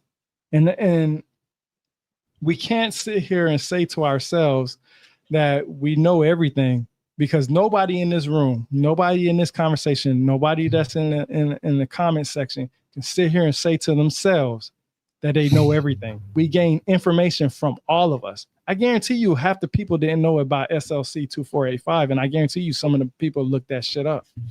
And if I'm wrong, all you have to do is just give me some information that tells me I'm wrong about that. And then now I can sit here and make an argument for both sides. I can say, well, Dr. Keith Chang was right about this, but this person was right about that, because I'm going to do my due diligence in that research. That doesn't mean that I agree with either one of them. I can't tell you who I agree with, because every time I pick up a book, I have not misinformation. I have how can I say it? I have an understanding of the arguments on both sides, right? We're all humans. People fight over stupid stuff all the time. That's why religion is so prevalent in this world, right? You have everybody fighting over what religion is more powerful. But there's supposedly every one of their gods is supposed to be what? A good God. Who in here right now from any religion around this world represents a bad God, an evil God? Nobody. Nobody's going to sit here and say, oh, yeah, my God kills everybody. I'm happy for that. No. But it's written in our text that God did take his opportunity to wipe out certain individuals, because what did he have? He had a specific people that were his people. He had a chosen group of individuals. If you're a Christian, you're not his chosen person. If you're a Catholic, you're not his chosen person. That's what it is for on certain sides of this. So when you look at the Anuna/Anunnaki, when I write in my book, is the idea that every city-state in Mesopotamia, or in that area at least, these individuals had certain gods for their own things. Like I said, Ishtar was a fertility god. Ishtar is also known as who? Inanna, who is also known as the Virgin Mary. This is what is written in the text. Queen Tyrone, of the heaven. I know I'm late to the party. Maybe you already touched on this, but I think, all spiritual texts can be somewhat of like a manual for how to conduct yourself in the world. Mm-hmm. Even though I would consider myself a Christian, I always tell people that I think we focus too much on the Bible itself, like the words on the pages, the actual physical book. And we're like, look at this book. This is what I believe in, all these words on this page. And I think we should actually focus less on that. Like, I barely ever bring it up, because I think the one thing that you were supposed to get out of that is don't be an asshole, try to love each other. And then this story about the woman who just touched the hem of Jesus's garment and healed herself. And he said, yeah, you can heal yourself. You're perfectly able to do this. You don't even need me. Just your belief healed you. I didn't do anything. Mm-hmm. And he says, anybody can heal themselves. Anybody can perform miracles. Anybody can do. So I feel like we really should be focusing more on that, because just the belief in a person can literally change your reality, whether you're a Christian or not. So mm-hmm. I feel like any spiritual text is just kind of like a manual for how to become more in touch with yourself, like your own capabilities of what you can do for yourself. And like I said, I do consider myself to be a Christian. I just don't think that you need to focus on, like, look at 1 Corinthians 2:7. It's like, yeah, no, I'm good on that. Like, I want to perform miracles in my own life. I want to, like, take control of my life. Don't want to be an asshole to people. It's like, if we didn't have the Bible, would people just be running around murdering each other and raping each other's fucking kids? I don't know. But I don't think, I feel like a lot of people have a moral compass. You know, a lot of that comes from having a good heart, not doing those things. So yeah, I think a person's belief in and of itself can heal your body, change your life, create your reality. It's, may I add on to that? Yeah. Tyrone, you were mentioning before about religion and our potential, and Julia, you just put it really excellent. It makes me think of the idea about lemmings. Lemmings, we joke about them as being these stupid creatures that will all follow one another off of the cliff, right? Because it sees one going off the cliff and then the others follow. And it actually might be even worse than that simple anecdote. The lemmings may be actually playing out a route, a migratory route that used to be applicable to their predicament and survivable. And so not only are they repeating things in the moment and jumping off of a cliff, but they're actually repeating a pattern, and in this case, a migratory route that is totally detrimental to their species and to their individual existence. And now apply that to the patterns that humanity has been playing out, not necessarily in religion in total, but monotheism specifically really gets us to engage an idea that's usually detrimental and often enough for a political discourse and political means. And often what's behind it is I'm right and everyone else is wrong, because the monotheism is also, it's one God, but it's also one way to perceive God beyond that, right? So now think about this lemming idea of how long we've been in a pattern of limitation that really, if we could unlearn things, we'd almost be more capable of doing these self-healing and healing others and so forth. So just wanted to add on that possibility. No, and that's why I said migration changed what we are. You know, we're man, I'm so glad you said that. I actually wrote an article on this on my website. And I know I lose a lot of, I'm not gonna say I lose a lot of people. I know a lot of people just don't like to hear this idea. And I hate to go back to this, but before I talk about Nibiru, and that's why I brought up this presentation that I did, you know, when you talked about migration and species,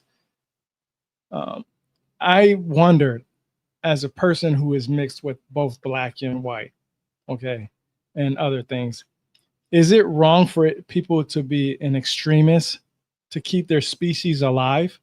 You know, if every black person was to be wiped off this planet, there will be only white people. If every white person was to be wiped off this planet, there will only be black people. Would you want to see that happen for your people? Like if you're a black man or a white man or a black male or a black woman or a white woman, would you want to see all that disappear? Or would you want to be happy that there are some people who look like you on this planet? And now that's a very sensitive subject. Very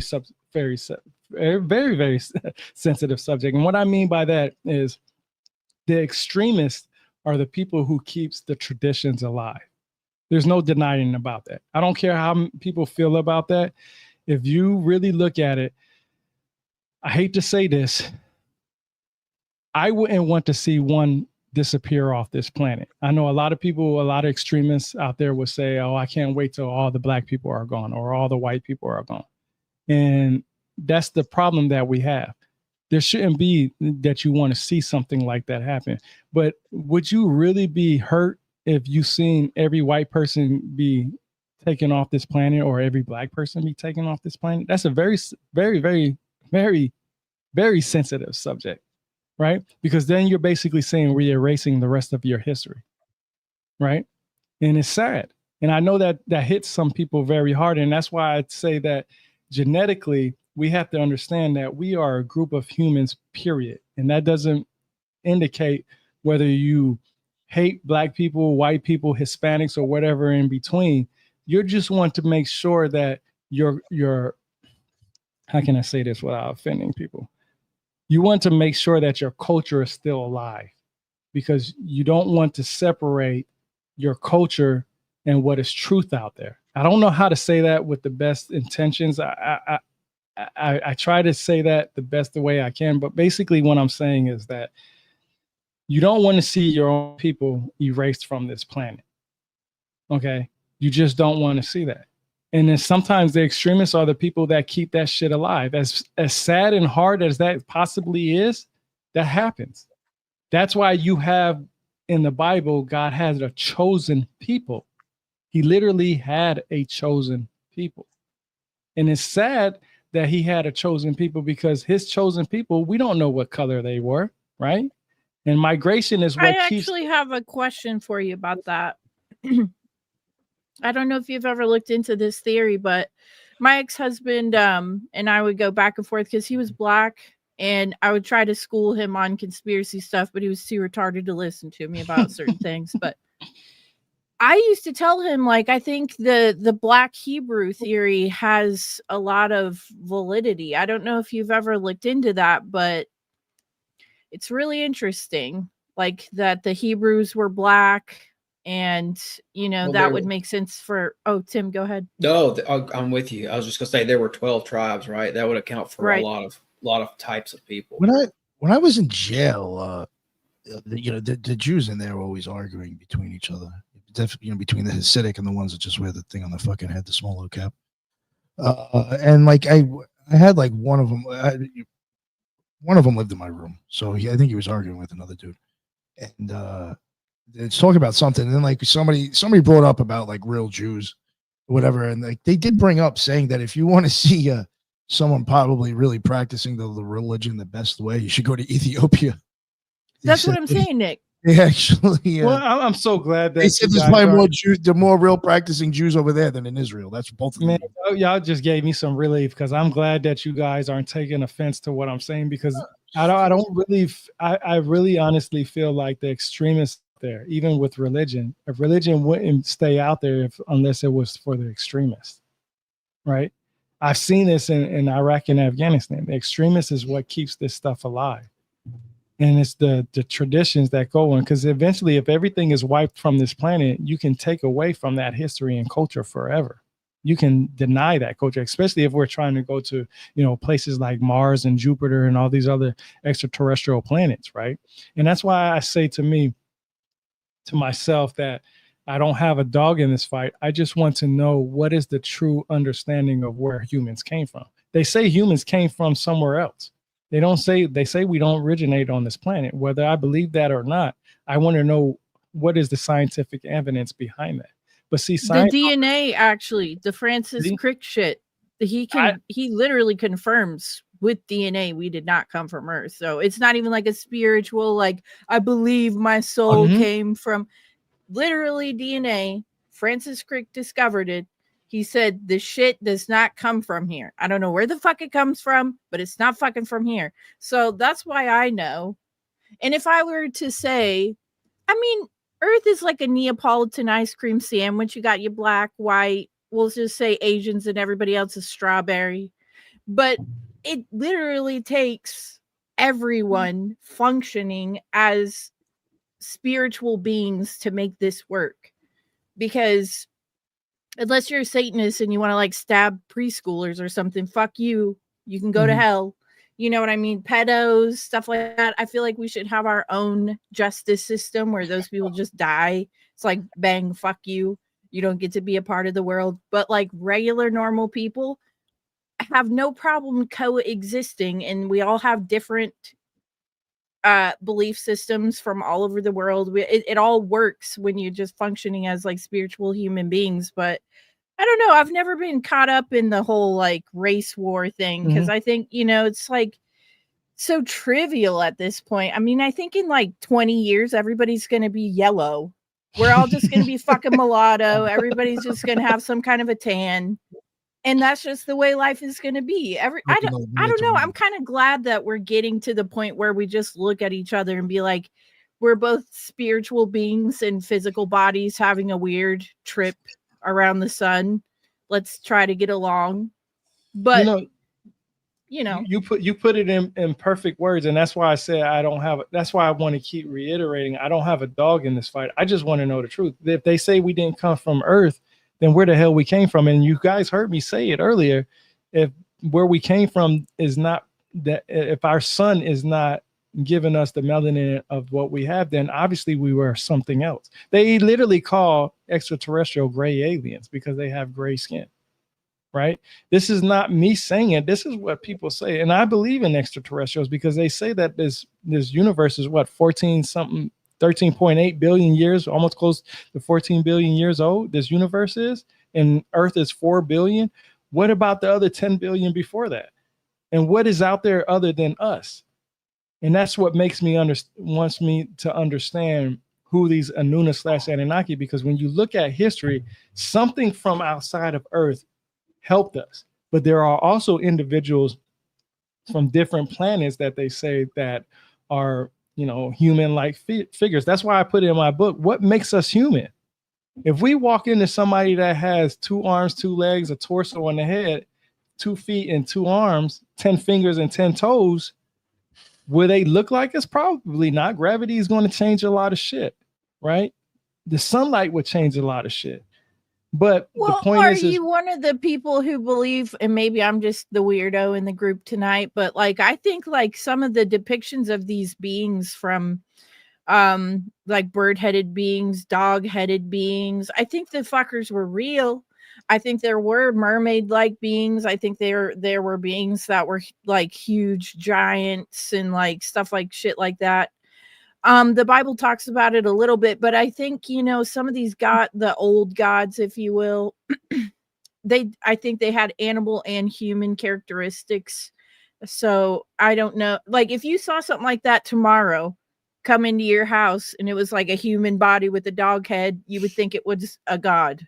Mm-hmm. You would think, so I'm just saying, I don't think they're fairy tales. I don't know what happened to them all. Maybe the flood, wiped a lot of them out. But I do think there were, some people want to say there were extraterrestrial. I think that they came from somewhere else. But I think there were dog-headed beings and bird-headed beings and like weird winged creatures. And like, I think that's where cryptids come from. Bigfoot, Dogman, Mothman, all that shit. And people still see, I think that they are weird spiritual interdimensional beings that maybe used to be worshipped as gods. Mm-hmm. Yeah, that, and they're on old maps too. Like there's always some of the old maps I've looked at have like this Anubis looking character, like a upright standing dog man type of thing. They're on a lot of the old maps. They're in like old records too, where people talked about having a war with the canine people or whatever.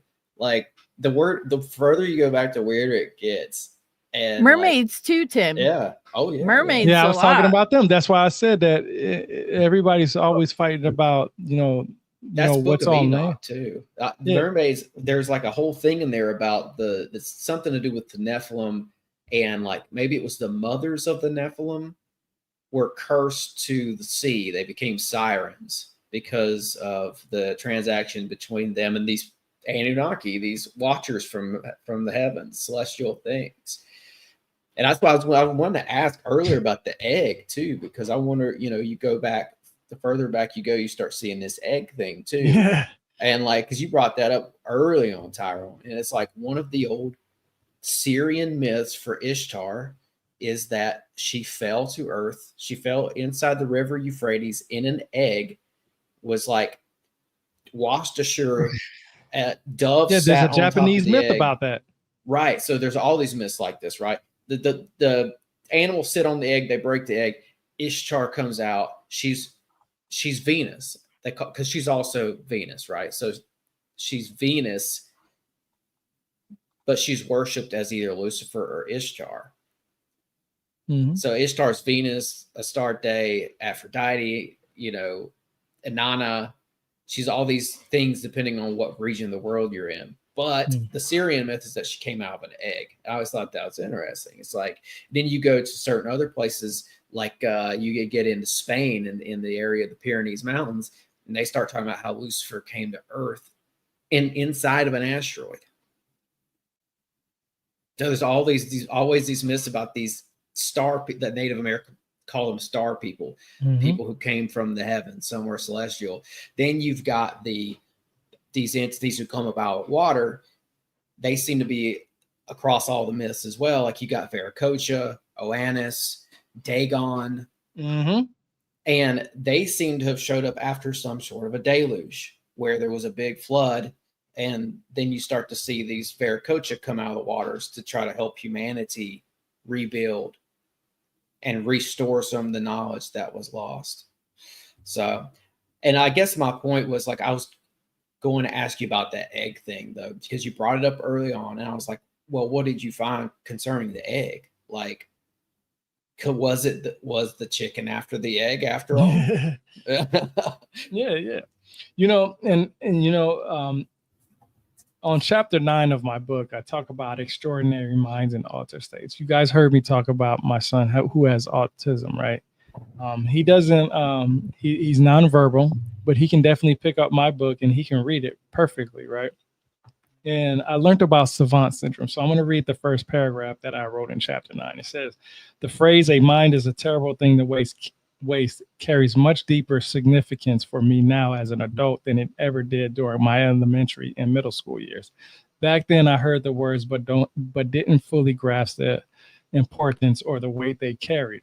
Now, with the passage of time and accumulation of experiences, I realize just how precious our cognitive potential truly is. As I grow older, I constantly feel the pressure of time, acutely aware that there aren't enough hours in the day to explore and learn everything that piques my interest, my curiosity. This sense of urgency only intensifies with each passing year as my interests and passions continue to expand. The desire to broaden my knowledge in countless areas feels increasingly urgent. Why? Because I'm getting older and you never know when death is going to knock on the door. Underscoring the true value of an active, engaged mind, the more I learn, the more I understand how much there is yet to discover. And this realization makes me cherish the capacity to think and learn even more. And one of my next paragraph about that is about Savant syndrome. We talk about aliens. We talked about all these other things, extraterrestrials coming from here, blah, blah, blah, blah, blah. What if we are the only individuals on here, right? We don't know. There's not any definitive idea of, what it is. But we know that if you know what Savant syndrome is a captivating condition where individuals, often those with autism or other developmental or cognitive challenges, exhibit extraordinary abilities in specific areas. Now, this is an individual. As a matter of fact, there's a couple of people out there. And the one that I remember the most is that there was a guy who I believe flew over Tokyo or New York. I can't remember exactly where. And he was able to draw out the city on a canvas better than what Google Maps would ever be able to present to anybody when they're traveling. And people with Savant syndrome are able to do things like have better mathematical ways to solving problems better than calculators. So there's this guy, I don't know if you guys ever heard me talk about the show Superhumans from Stan Lee. So he used to go around the world and he used to find people that had these special individual capabilities that seemed like they were almost like God-like capabilities, and they were able to think or sometimes do things with their body that most people couldn't be. And I'll give you an example. The abilities of individuals with Savant syndrome often emerge simultaneously, and their underlying causes remain largely unknown. Like I told you guys, I have a brain injury.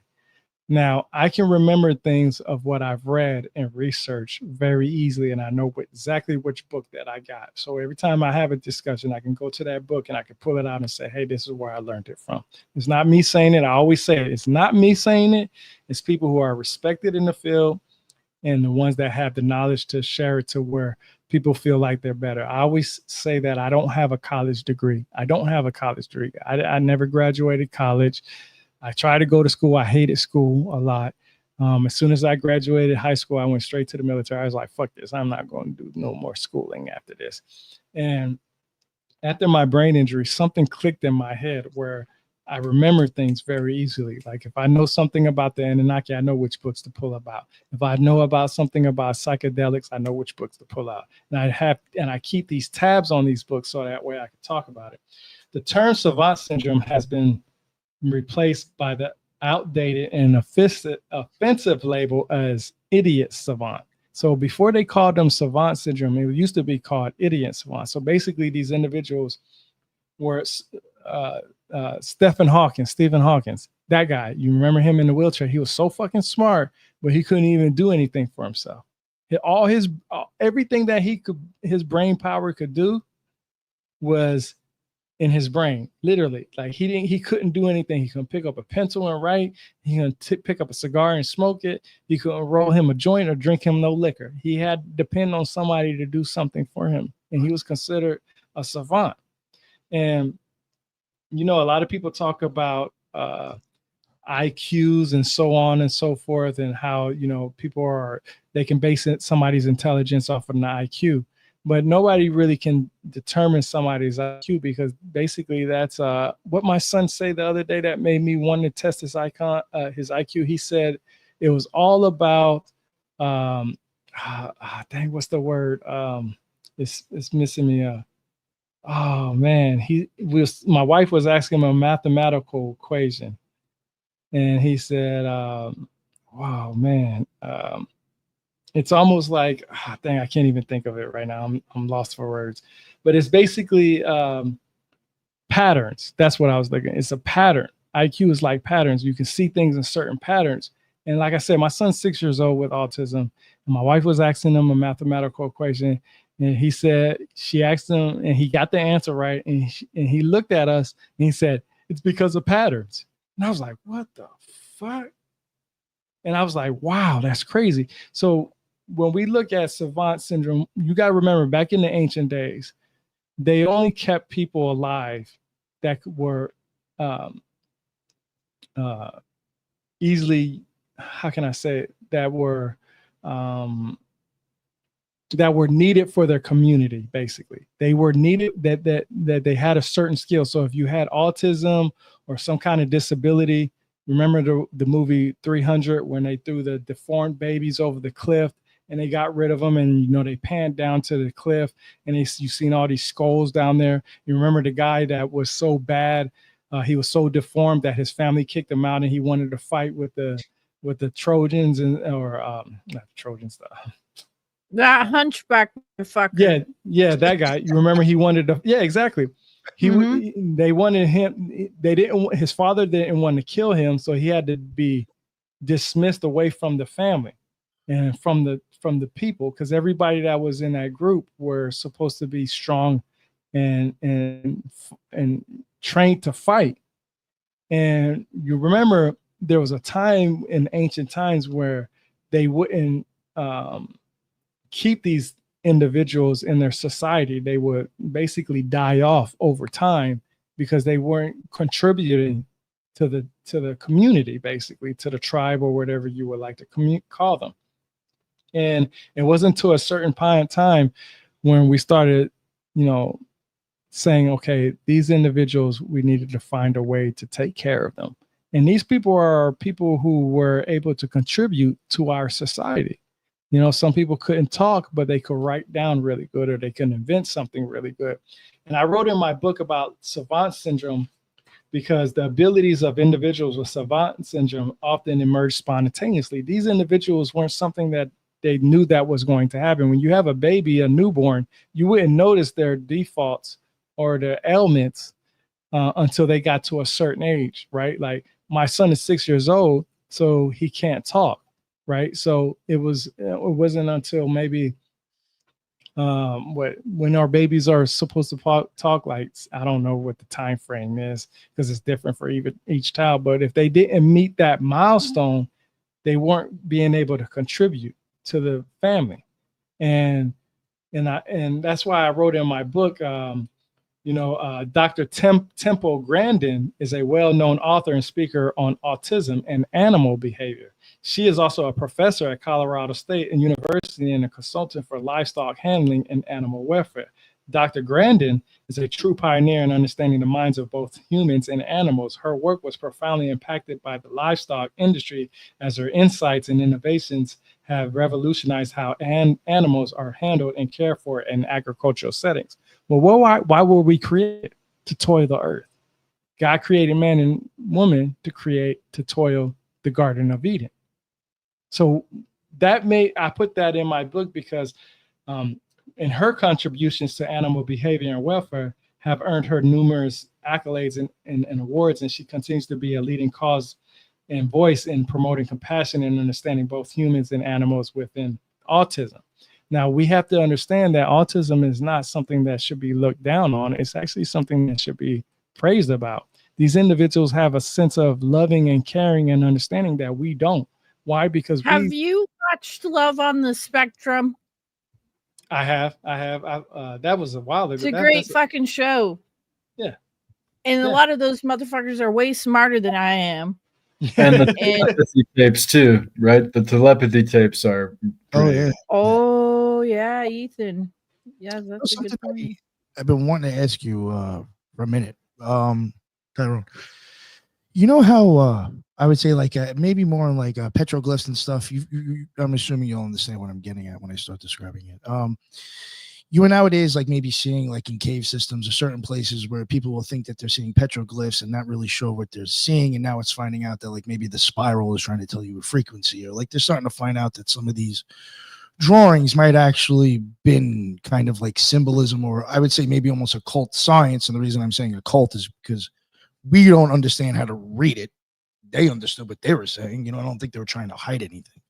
Or like how sometimes we'll see these like with Carl Crusher, he's been on the show a few times. He had petroglyphs by his house, and like I was joking and saying that some of them almost look like electronics if you look differently. And like you do see some people kind of almost saying stuff like that. Now, I'm assuming you kind of have somewhat of an idea of what I'm trying to get at, right? Right, Tyrone? So now, like if we look at that and then maybe apply it to Sumerian or these older languages, is it possible that it's actually, there could be symbolism in there or glyphs or things that have multiple meanings to where maybe it's not actually literal? You know what I'm saying? Like now, if you took the idea that there's occult symbolism within that language, then can you even look at it literal anymore? Yeah. Yeah. And that's why I've said that pictographs, and that's why I put it in my book. Pictographic script is just everybody has to understand what that pictograph means.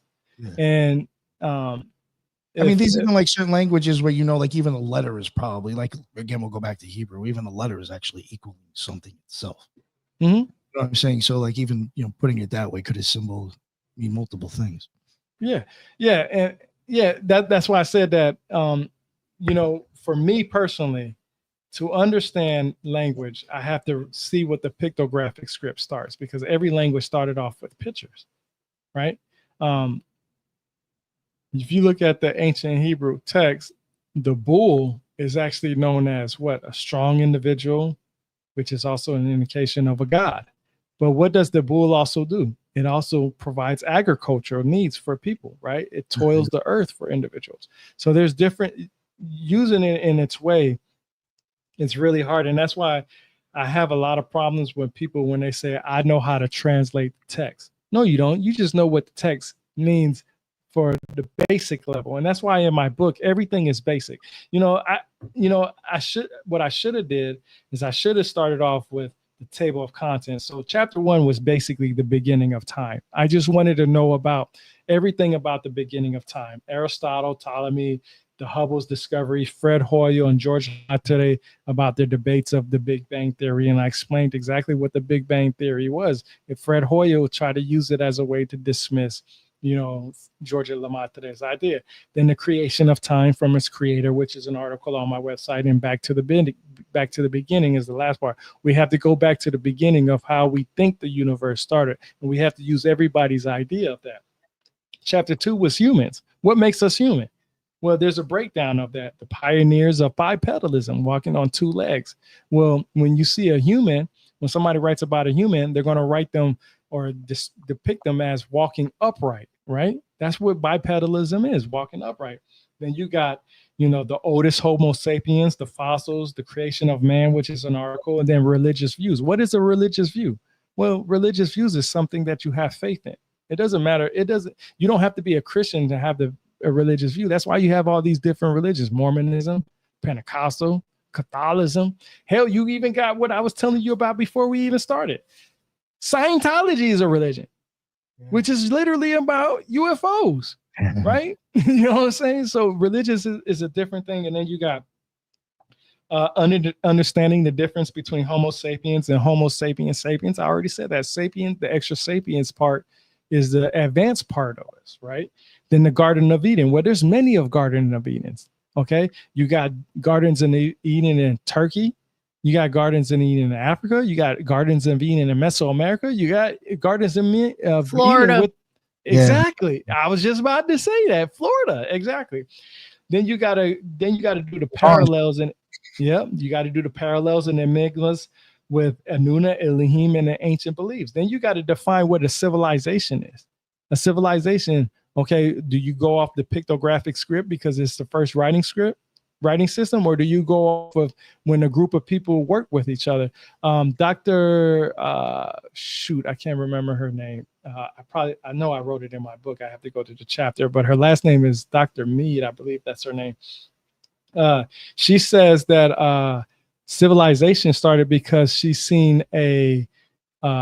witnessed a bone that was healed in the femur, right? And somebody took the time to help that individual with the femur that had the broken femur to continue to live, right? And that person was able to live. That's part of a civilization.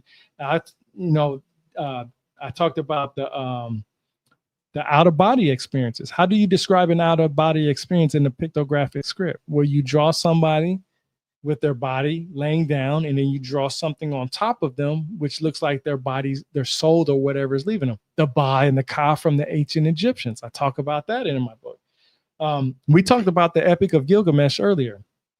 But don't you think a lot of that's wrong? Like the way that it's been translated? Like, I don't believe a lot of it. Like, if you listen to some of these experts and archaeologists and shit, they'll take like a hieroglyphic and they'll go, this means lotus flower, and it's like, no the fuck it don't. It looks like a fucking light bulb to me. You're like, they just make shit up to like confuse people. And the same thing with like how the pyramids were built, period. We're supposed to just believe, like ropes and pulleys and Hebrew slaves built the shit, and it's like, look at this hieroglyphic, it means, like I said, it's clearly like some kind of Stargate shit that they've chiseled into the wall, and it's like, this means toilet. And it's like, what the fuck are you talking about? Like, you think I'm retarded? Like, I think that a lot of the way that hieroglyphics and shit like that have been translated is wrong. And I think we should use a little bit of discernment with that, because it's like Nick said, they had something going on. They were depicting shit in the even speech patterns, everything. It was very, very specific and by design. And I think we've almost given it like a whitewash, if you will. This means toilet. This means flower. This, like, they were highly advanced. They didn't need to chisel in the side of the pyramid lotus flower. Like, what's the point of that? I think those hieroglyphs were well thought out. I'm with you, and I think at all points. I mean, if you maybe look at Hebrew and the Hebrew figures, it's all very well thought out. It's very advanced. It's like they can mean certain things, like, you know, certain Hebrew figures can mean like strings of words, like whole sentences can be, and they can mean different things. So you could have 2 different or like 3 different spells. Meanings. They're like Yes. spells, Yeah. incantations, It goes and back, shit. Yeah. Goes back to something more ethereal, more mystical. And I don't speak Chinese, but I'm told that some of the Chinese figures do the same thing. They have multiple meanings depending on how you convey, how you say the thing or whatever. But I think hieroglyphs are like that too. Like it's very advanced. Yeah, you know, I got to say this because Brooke has the shirt Bigfoot, and this was one of my basic understandings about Bigfoot. Enkidu. Most of you guys probably know about Enkidu, right? It's a Sumerian, Akkadian, Babylonian tale we know about Gilgamesh. Now, Enkidu, when you look at him in his depiction, he has what is considered like animal-like legs, and he has hair that is long, or he's depicted with horns and so on and so forth. Now, a lot of people don't know this. In the Sumerian text, and this is something that is actually in the text in the ETCSL, Electronic Text Corpus of Sumerian Literature, or the Ancient Literature of Sumer, Gilgamesh and Enkidu actually had a relationship, a sexual relationship. A lot of people don't know that, but according to Samuel Noel Kramer and a couple of other individuals, Enkidu was an individual who lived with the animals. Okay, he was an individual who was persuaded by a prostitution to be a human-like individual, meaning that a prostitute has sex with him, and he eventually became into a human-like individual. That's why I talk about what makes us human. And eventually Gilgamesh and Enkidu became best friends, but they became so much like friends that they had a sexual relationship. I've actually posted that on my Twitter about where the actual text you can find it in the cuneiform tablets that actually say that. And it's just interesting to me because Enkidu was supposed to be almost human-like, but not human-like.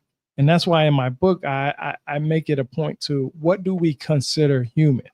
And that's why I go back to the Homo sapiens. I talk about Australopithecus afarensis, Australopithecus ramidus, which is Australopithecus ramidus was the first individual who started to move on 2 legs upright. And the Australopithecus afarensis, which is known as Lucy, which was found in Ethiopia, is supposed to be the pygmy, small, monkey-like individual who started to walk upright on 2 legs altogether. Now, a lot of people, like I mentioned earlier about Darwin talking about evolution and so on and so forth, we get this indication that that's where humans started at. Well, we don't really know where humans started at because we have Neanderthals, we have Homo erectus, we have Cro-Magnon, we have Australopithecus afarensis, ramidus. We even have the one, I can never remember say the word correctly for the giant one, but they had the giant one. You know, and it's just interesting to me, and I know we're at 2 hours, and I know this is about our benchmark for most of our discussions. I like to say that when we talk about humans, we don't know actually what is a human. We only know what is human because we're looking at each other right now. Okay. At one time, there was plenty of species with the Homo sapiens, but then you got the Denisovans. You got the Aboriginal Australians. I guarantee you some of you people looked at pictures or seen some people who look like Neanderthals and probably a Homo erectus and were like, God damn, that motherfucker's hairy. Or God damn, that motherfucker got a big ass head, right? I guarantee you've seen that. And it's interesting to me because we're looking for perfection. You know, I think this is and I'm going to say this is a good looking group right here. Right here. Literally, this is a good looking group right here. We would be considered what we are, you know, a perfected type of human, right? But there are individuals who have hairy ass backs. You know, some people wolf-like. Italians, my God. I ain't say it, you said it, and I'm mixed with Sorry, Italian. Nick. No, I have Italian in me, and that's interesting because, you know, it's funny that you say that because when I talk about genetics, you know, they say that in our genetic line, in our history, that our memory carries over from our DNA, right? I've always loved mafia movies, like literally loved fucking mafia movies. Al Pacino, Godfather, Goodfellas. Man, I'm telling you, I used to be on it like white on rice. I used to watch that shit all the time, right? And I'm telling you, what's so interesting is that I always had this feeling like, man, what if I'm mixed with Italian? And I found out when I did my DNA test, I actually have Italian in me. So maybe the memory in our DNA, brings that out for us. We're a perfected group of individuals. I was just reading an article the other day, and I believe it was Japan or China. I want to say it was Japan. It could have been China. I might be mistaken. That they actually found the gene that causes Down syndrome, and they can get rid of that. We are today, right now, are on a path where we can create our babies based on what we look, as long as we have enough money. We can have a baby with blue eyes. We can have a baby with long brown hair. We can have a baby with green eyes. We can have a baby that's 7 feet tall. It's all about how we use our genetics. And we're getting to the point where we are so technologically advanced that when we play video games today, you know how you can create your own fucking character, how you look or whatever. We can do that today with our own babies. But the problem is you have to have a lot of money for that. But and this is not a joke. I think that's awful, because I'm 8 months pregnant right now. If somebody told me tomorrow that I could create this baby to look however I want between me and my husband's genetics, whatever, I would be like, no, fuck you. Because like whatever I could cook up in my head might not even be a fraction of how amazing the baby looks like as it would. You know what I mean? However God meant for my baby to look. And I think that's horrible. Like you mess with like divine creation when you do stuff like that. Like my husband has blue eyes. I have brown eyes. We'll see what happens. I know brown eyes are more dominant. I'm a ginger. He's not. He doesn't necessarily want it to have red hair. I do. But, it's like, why do we get to decide that? And first off, you guys are going to fight amongst each other like, oh, I have the better genes, so it should look like this. And that's like, the problem. That's what I was talking about earlier before you came in here. That's what I was talking about earlier when I came in here, is that people are so stuck on, I don't want to have white skin, or I don't want to have black skin, or I don't want to have Chinese eyes or Japanese eyes or this and that. I don't want to have big lips and small lips or big nose. If I cut my hair off, my hair is literally long as shit. Like it goes fucking long. Like it's long as shit. When I was growing up, when I was in the military, if I put a fitted cap on, you couldn't tell that I was mixed by my hair, because my hair was short. But every time I ran into a Turkish person, even in Afghanistan and Iraq, when I was on the border of Iraq and Turkey, I had an individual say to me, hey, you're Turkish. And I literally have the Turkish flag on me because I'm mixed with Turkish. And then I have the German flag on me too. You can't really see it because I got to move my arm or whatnot. But I represent everything that I have. That's why I've always said that I don't have a dog in this fight, because I know who I am. And I know that we are humans. But the problem is that people want to have, I don't know why people want to fight what is possible out there. I wouldn't want that either. I wouldn't change my son for nobody. Like if somebody was to say, hey, your son has autism, we can get rid of that. Fuck no, because that made me a better person, because that made me realize that, we're all different. And that's why I love the way I am. And I love the way who my mother and my father is. We're both Turkish. We're both Turkish brothers, man. Yeah, exactly. And you know what's so funny? They say by the nose. Now, you know what a lot of racist people would say, that, I can tell a black person by their nose. I never had anybody tell me anything like that except Turkish people. And they say, hey, you're Turkish because of your nose. And I was like, what the fuck? It was new to me. And I was over there in those countries. You know what I'm saying? Like you can literally see I have OEF and OIF on me. I got my dog tags on here, 23 July 2012. That's when I got blown up. But I just feel like the basics of what I've known.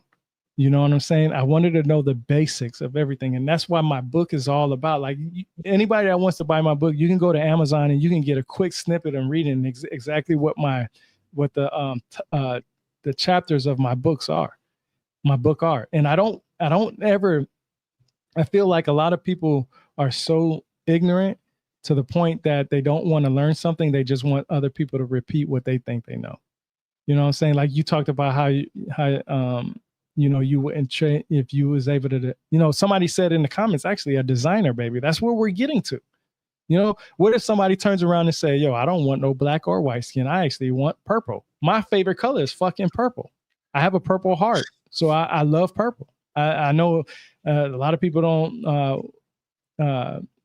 you know, wouldn't say they wouldn't want a purple baby, but you could use anything as your format of what you want to design your baby with. And it's only going to take. The only thing that I could think that would even enter into my mind is if they were like, we can prevent your baby from having like spina bifida or some shit like that. I might be like, that sounds intriguing. You know, tell me more, because nobody wants their kid to have like nobody wants to have a kid grow up in a chair and like have like, that's never a parent's number one. Like, oh, I hope my kid has to have a fucking chair its whole life. I hope my kid has to have a colostomy bag. Nobody's saying that. Yeah. You know, so that would be something that would be interesting, but like just cosmetically, I don't think so. Just cosmetic stuff.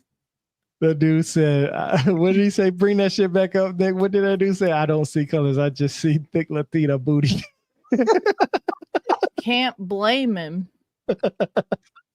But no, seriously, you know, on a serious note, I think that we're all beautiful people. And I think that we all have our own contributions to this planet, and we have our own likeness and hateness and all this other stuff. And part of my book was just to understand from, you know, what the ancient text says and what I understand from the ancient text. And I try to keep it as simple as I could. And I didn't try to make it to the point where I believe one thing over the other. I just want, the main reason why I wrote this book was because, like I said, my website is not going to be there forever. And my children mean a lot to me. And I know I'm not always going to be on this planet, but I want my kids to know that, hey, if you do enough research, if you really care about leaving a mark on this planet, do something that you can do to have that happen. My book I even say in my book, a lot of this information is going to be challenged, and it's also going to be outdated in the future because there's going to be more information.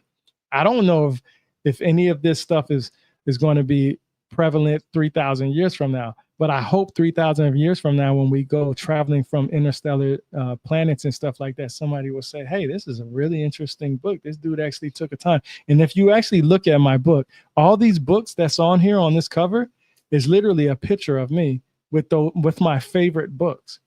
And it's literally a picture of what I've learned from reading these favorite books, like Godfrey Higgins. I always talk about him. I talk about Albert Pike.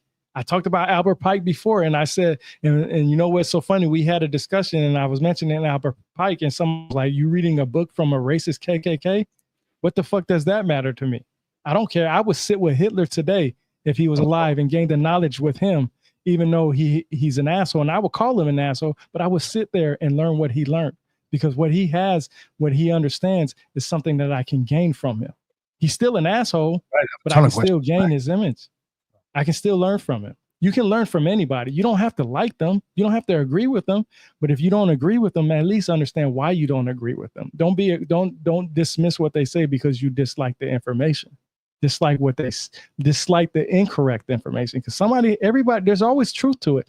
There can be extraterrestrials from an outside planet, and there can be individuals from this planet, right? Who do we know?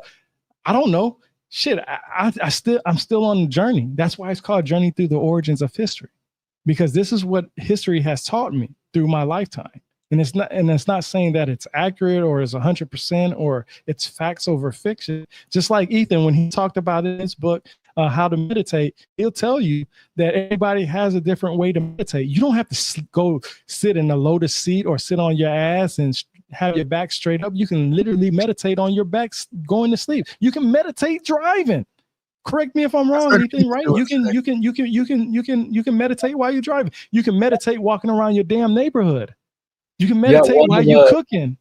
One of the Tai Chi practices I learned is meditation format of using attention, and you don't want to do it on a curvy road in the rural area, but when you're on the highway, you can kind of meditate and turn Yeah. driving into a meditation for certain. Everybody meditated and they didn't realize it. Everybody in this room who drove a vehicle probably drove and went past the stoplight and was like, fuck, was that red or green? You was in a meditative state. I would even say when you get lost thinking about something as you're driving, that's what I'm saying. That's what I'm saying. I guarantee Or you, like everybody. you show up to work Oh, and you're talking. like, how the fuck Yeah. did I get to work just now? You know? And I actually talk about meditation in my book, but I don't go in depth like how Ethan is. And I'm telling you, listen, even if you don't want to buy my book, if you don't want to go out there and read my book, I highly recommend reading Ethan's book on meditation. I really believe that anybody that ever wants to take the time to understand who they are, read that book. And it's not because I'm saying that because I want him to give me bonus points or some shit like that. I really have said to Ethan so many different times, and I gave him a review that if you want to know who you are on the basic level, that's why I like his book. It's on the basic foundational level.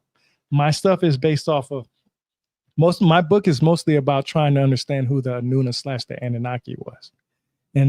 And to understand who I was, which goes good with Ethan's book. And I wish I'd have learned this book before I even before I wrote my book. In my introduction, I give you an idea of who I am. I'm telling you who I am. I am mixed. I have a mixed heritage. I have a mixed culture. Hell, Nick, you see me at Cosmic Summit with earrings, the fucking cowboy boots, and the cowboy hat.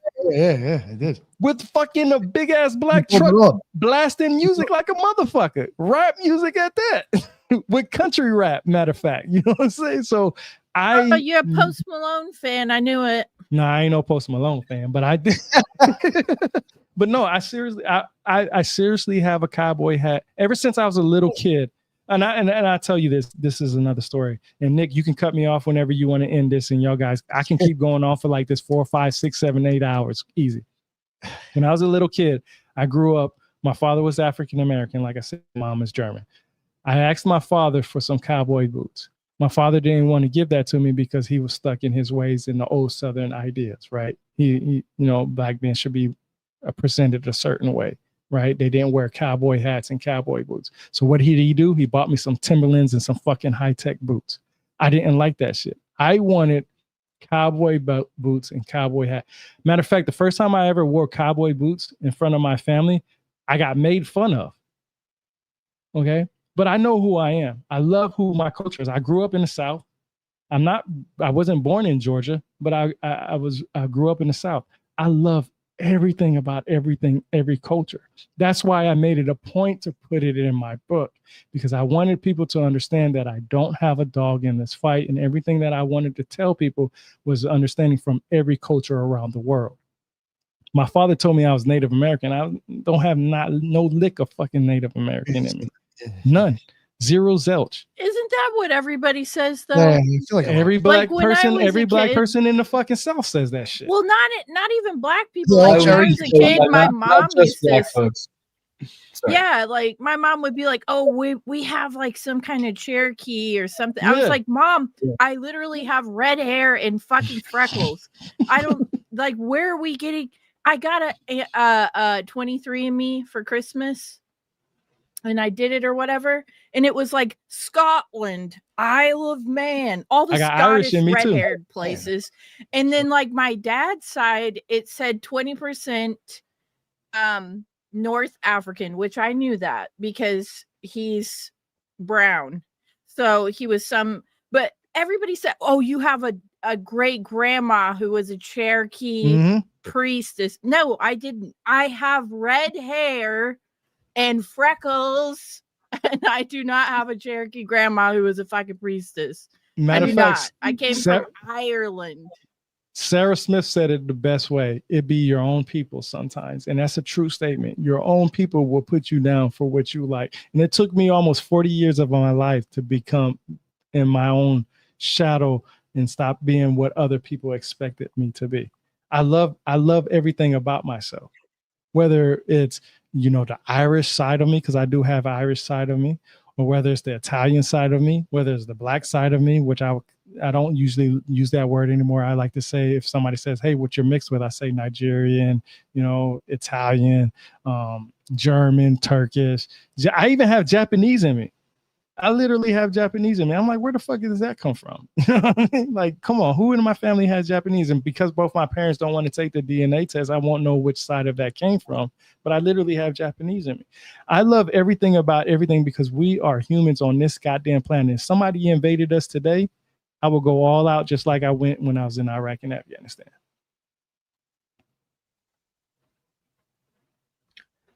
Yeah, I'll propose one thing just to add on that and build on it. There is not proven in animals, but I think it's highly likely. Definitely it's proven in plants that plants go through hybrid vigor, right? You don't want to have the same line of plants, even. Humans, the extreme would be relatives, right? When they form relations, it doesn't usually turn out good. But the idea of hybrid vigor is that each trait that is best from both parents get adopted by the offspring, not the least and the least sufficient kind of model from each side. Kind of the both best kind of worlds come together into this form of hybrid vigor. And I think humanity should think about that more, right? That we really culturally, probably biologically, and everything, we go through potential hybrid vigor ourselves, right? Yo, this dude Doug said Haba Negro in the house. That's some funny ass shit.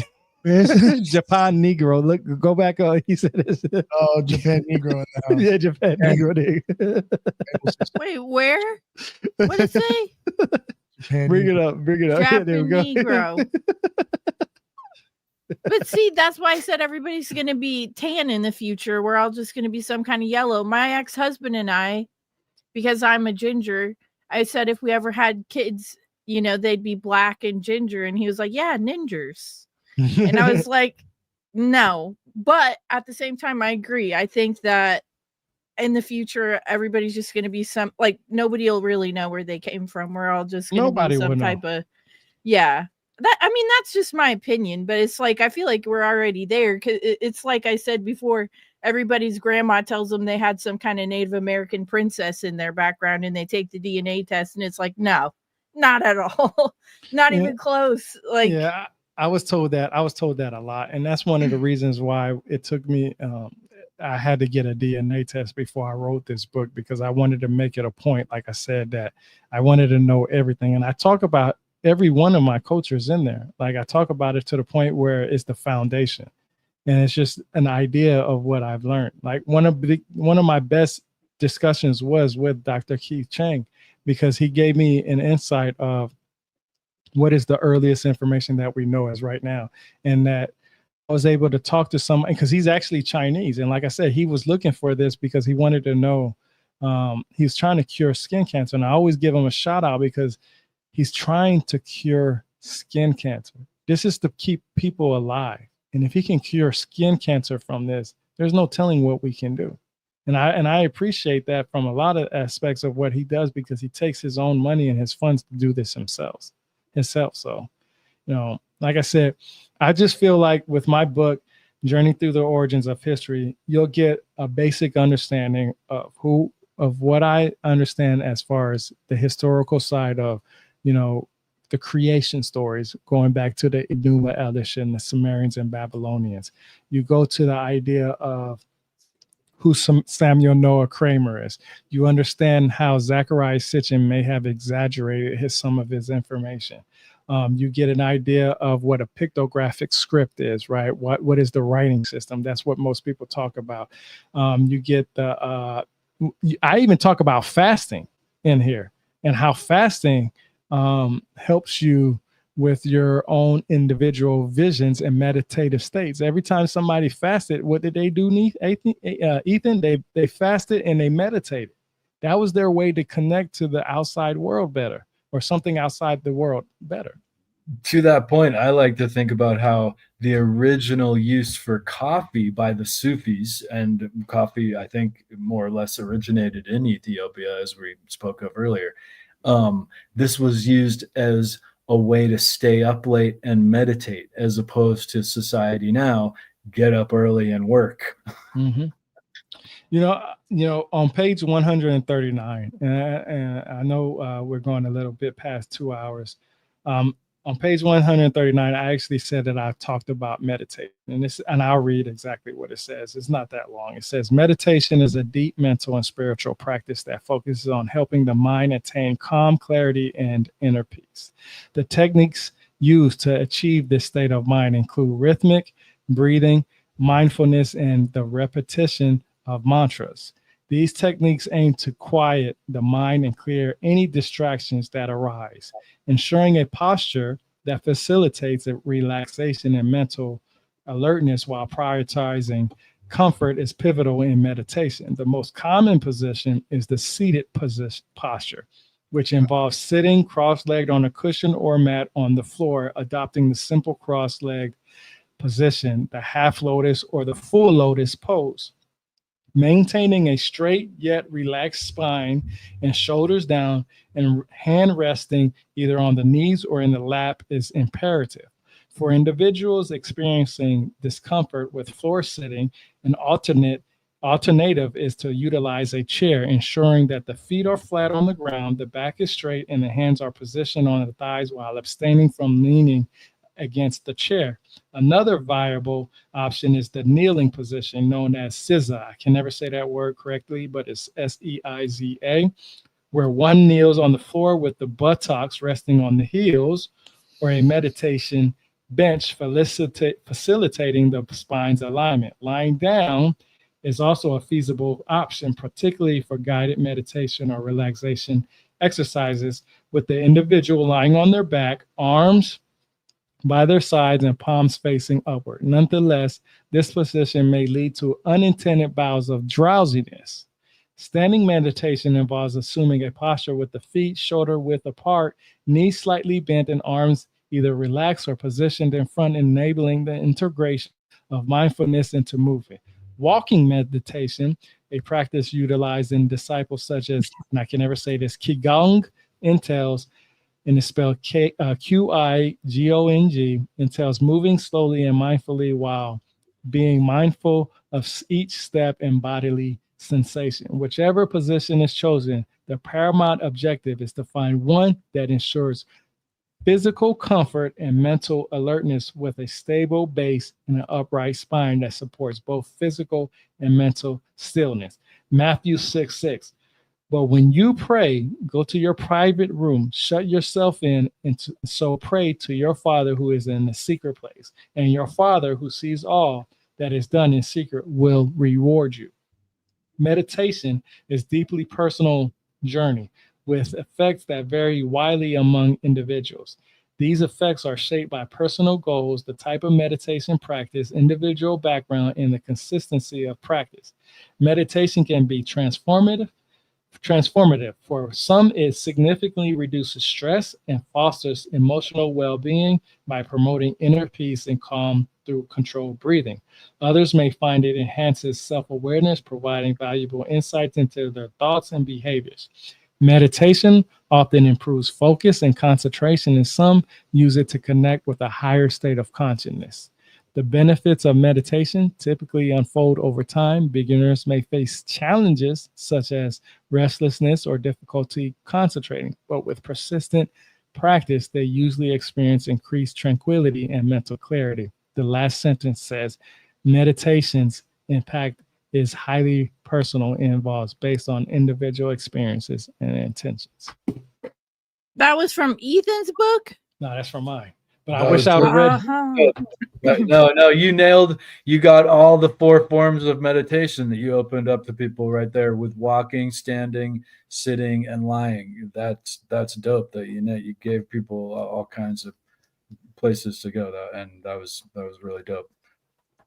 I'll have to check out Ethan's book too, because I've get never that book. never been able to meditate. I just sit there and think about like what I had for lunch, what ingredients would make like a really good pasta. Just basically like fat people stuff, food, TV, or the great snacks. creator, creator goddess might be thinking of that too as a pregnant. Right. Right. Yeah. I was going to say, all I think about is food. Like, did I have one hot dog or two yesterday? Should I have another one today?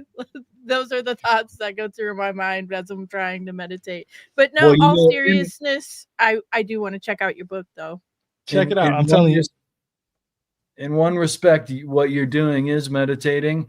Change the focus to an internal thought pattern, and almost like you seal your structure too, right? And think internally rather than like have your, bag or your being open and leaking energy. Seal it and just think about an internal process, even digestion,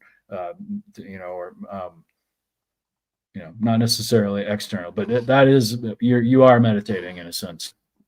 Somebody told me one time to just focus on the heartbeat, and that helps you kind of get into the zone. And that does help. I mean, it really does. Cause as a 30-year-old woman, my mind never rests. One of my favorite tips working. that I can give you is, and Ethan actually talks about this in his book.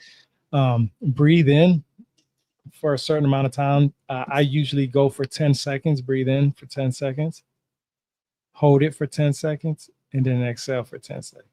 And once you can do that on a rhythm basis, you'll start to notice that you will not ever have a hard time meditating. That will help you a lot.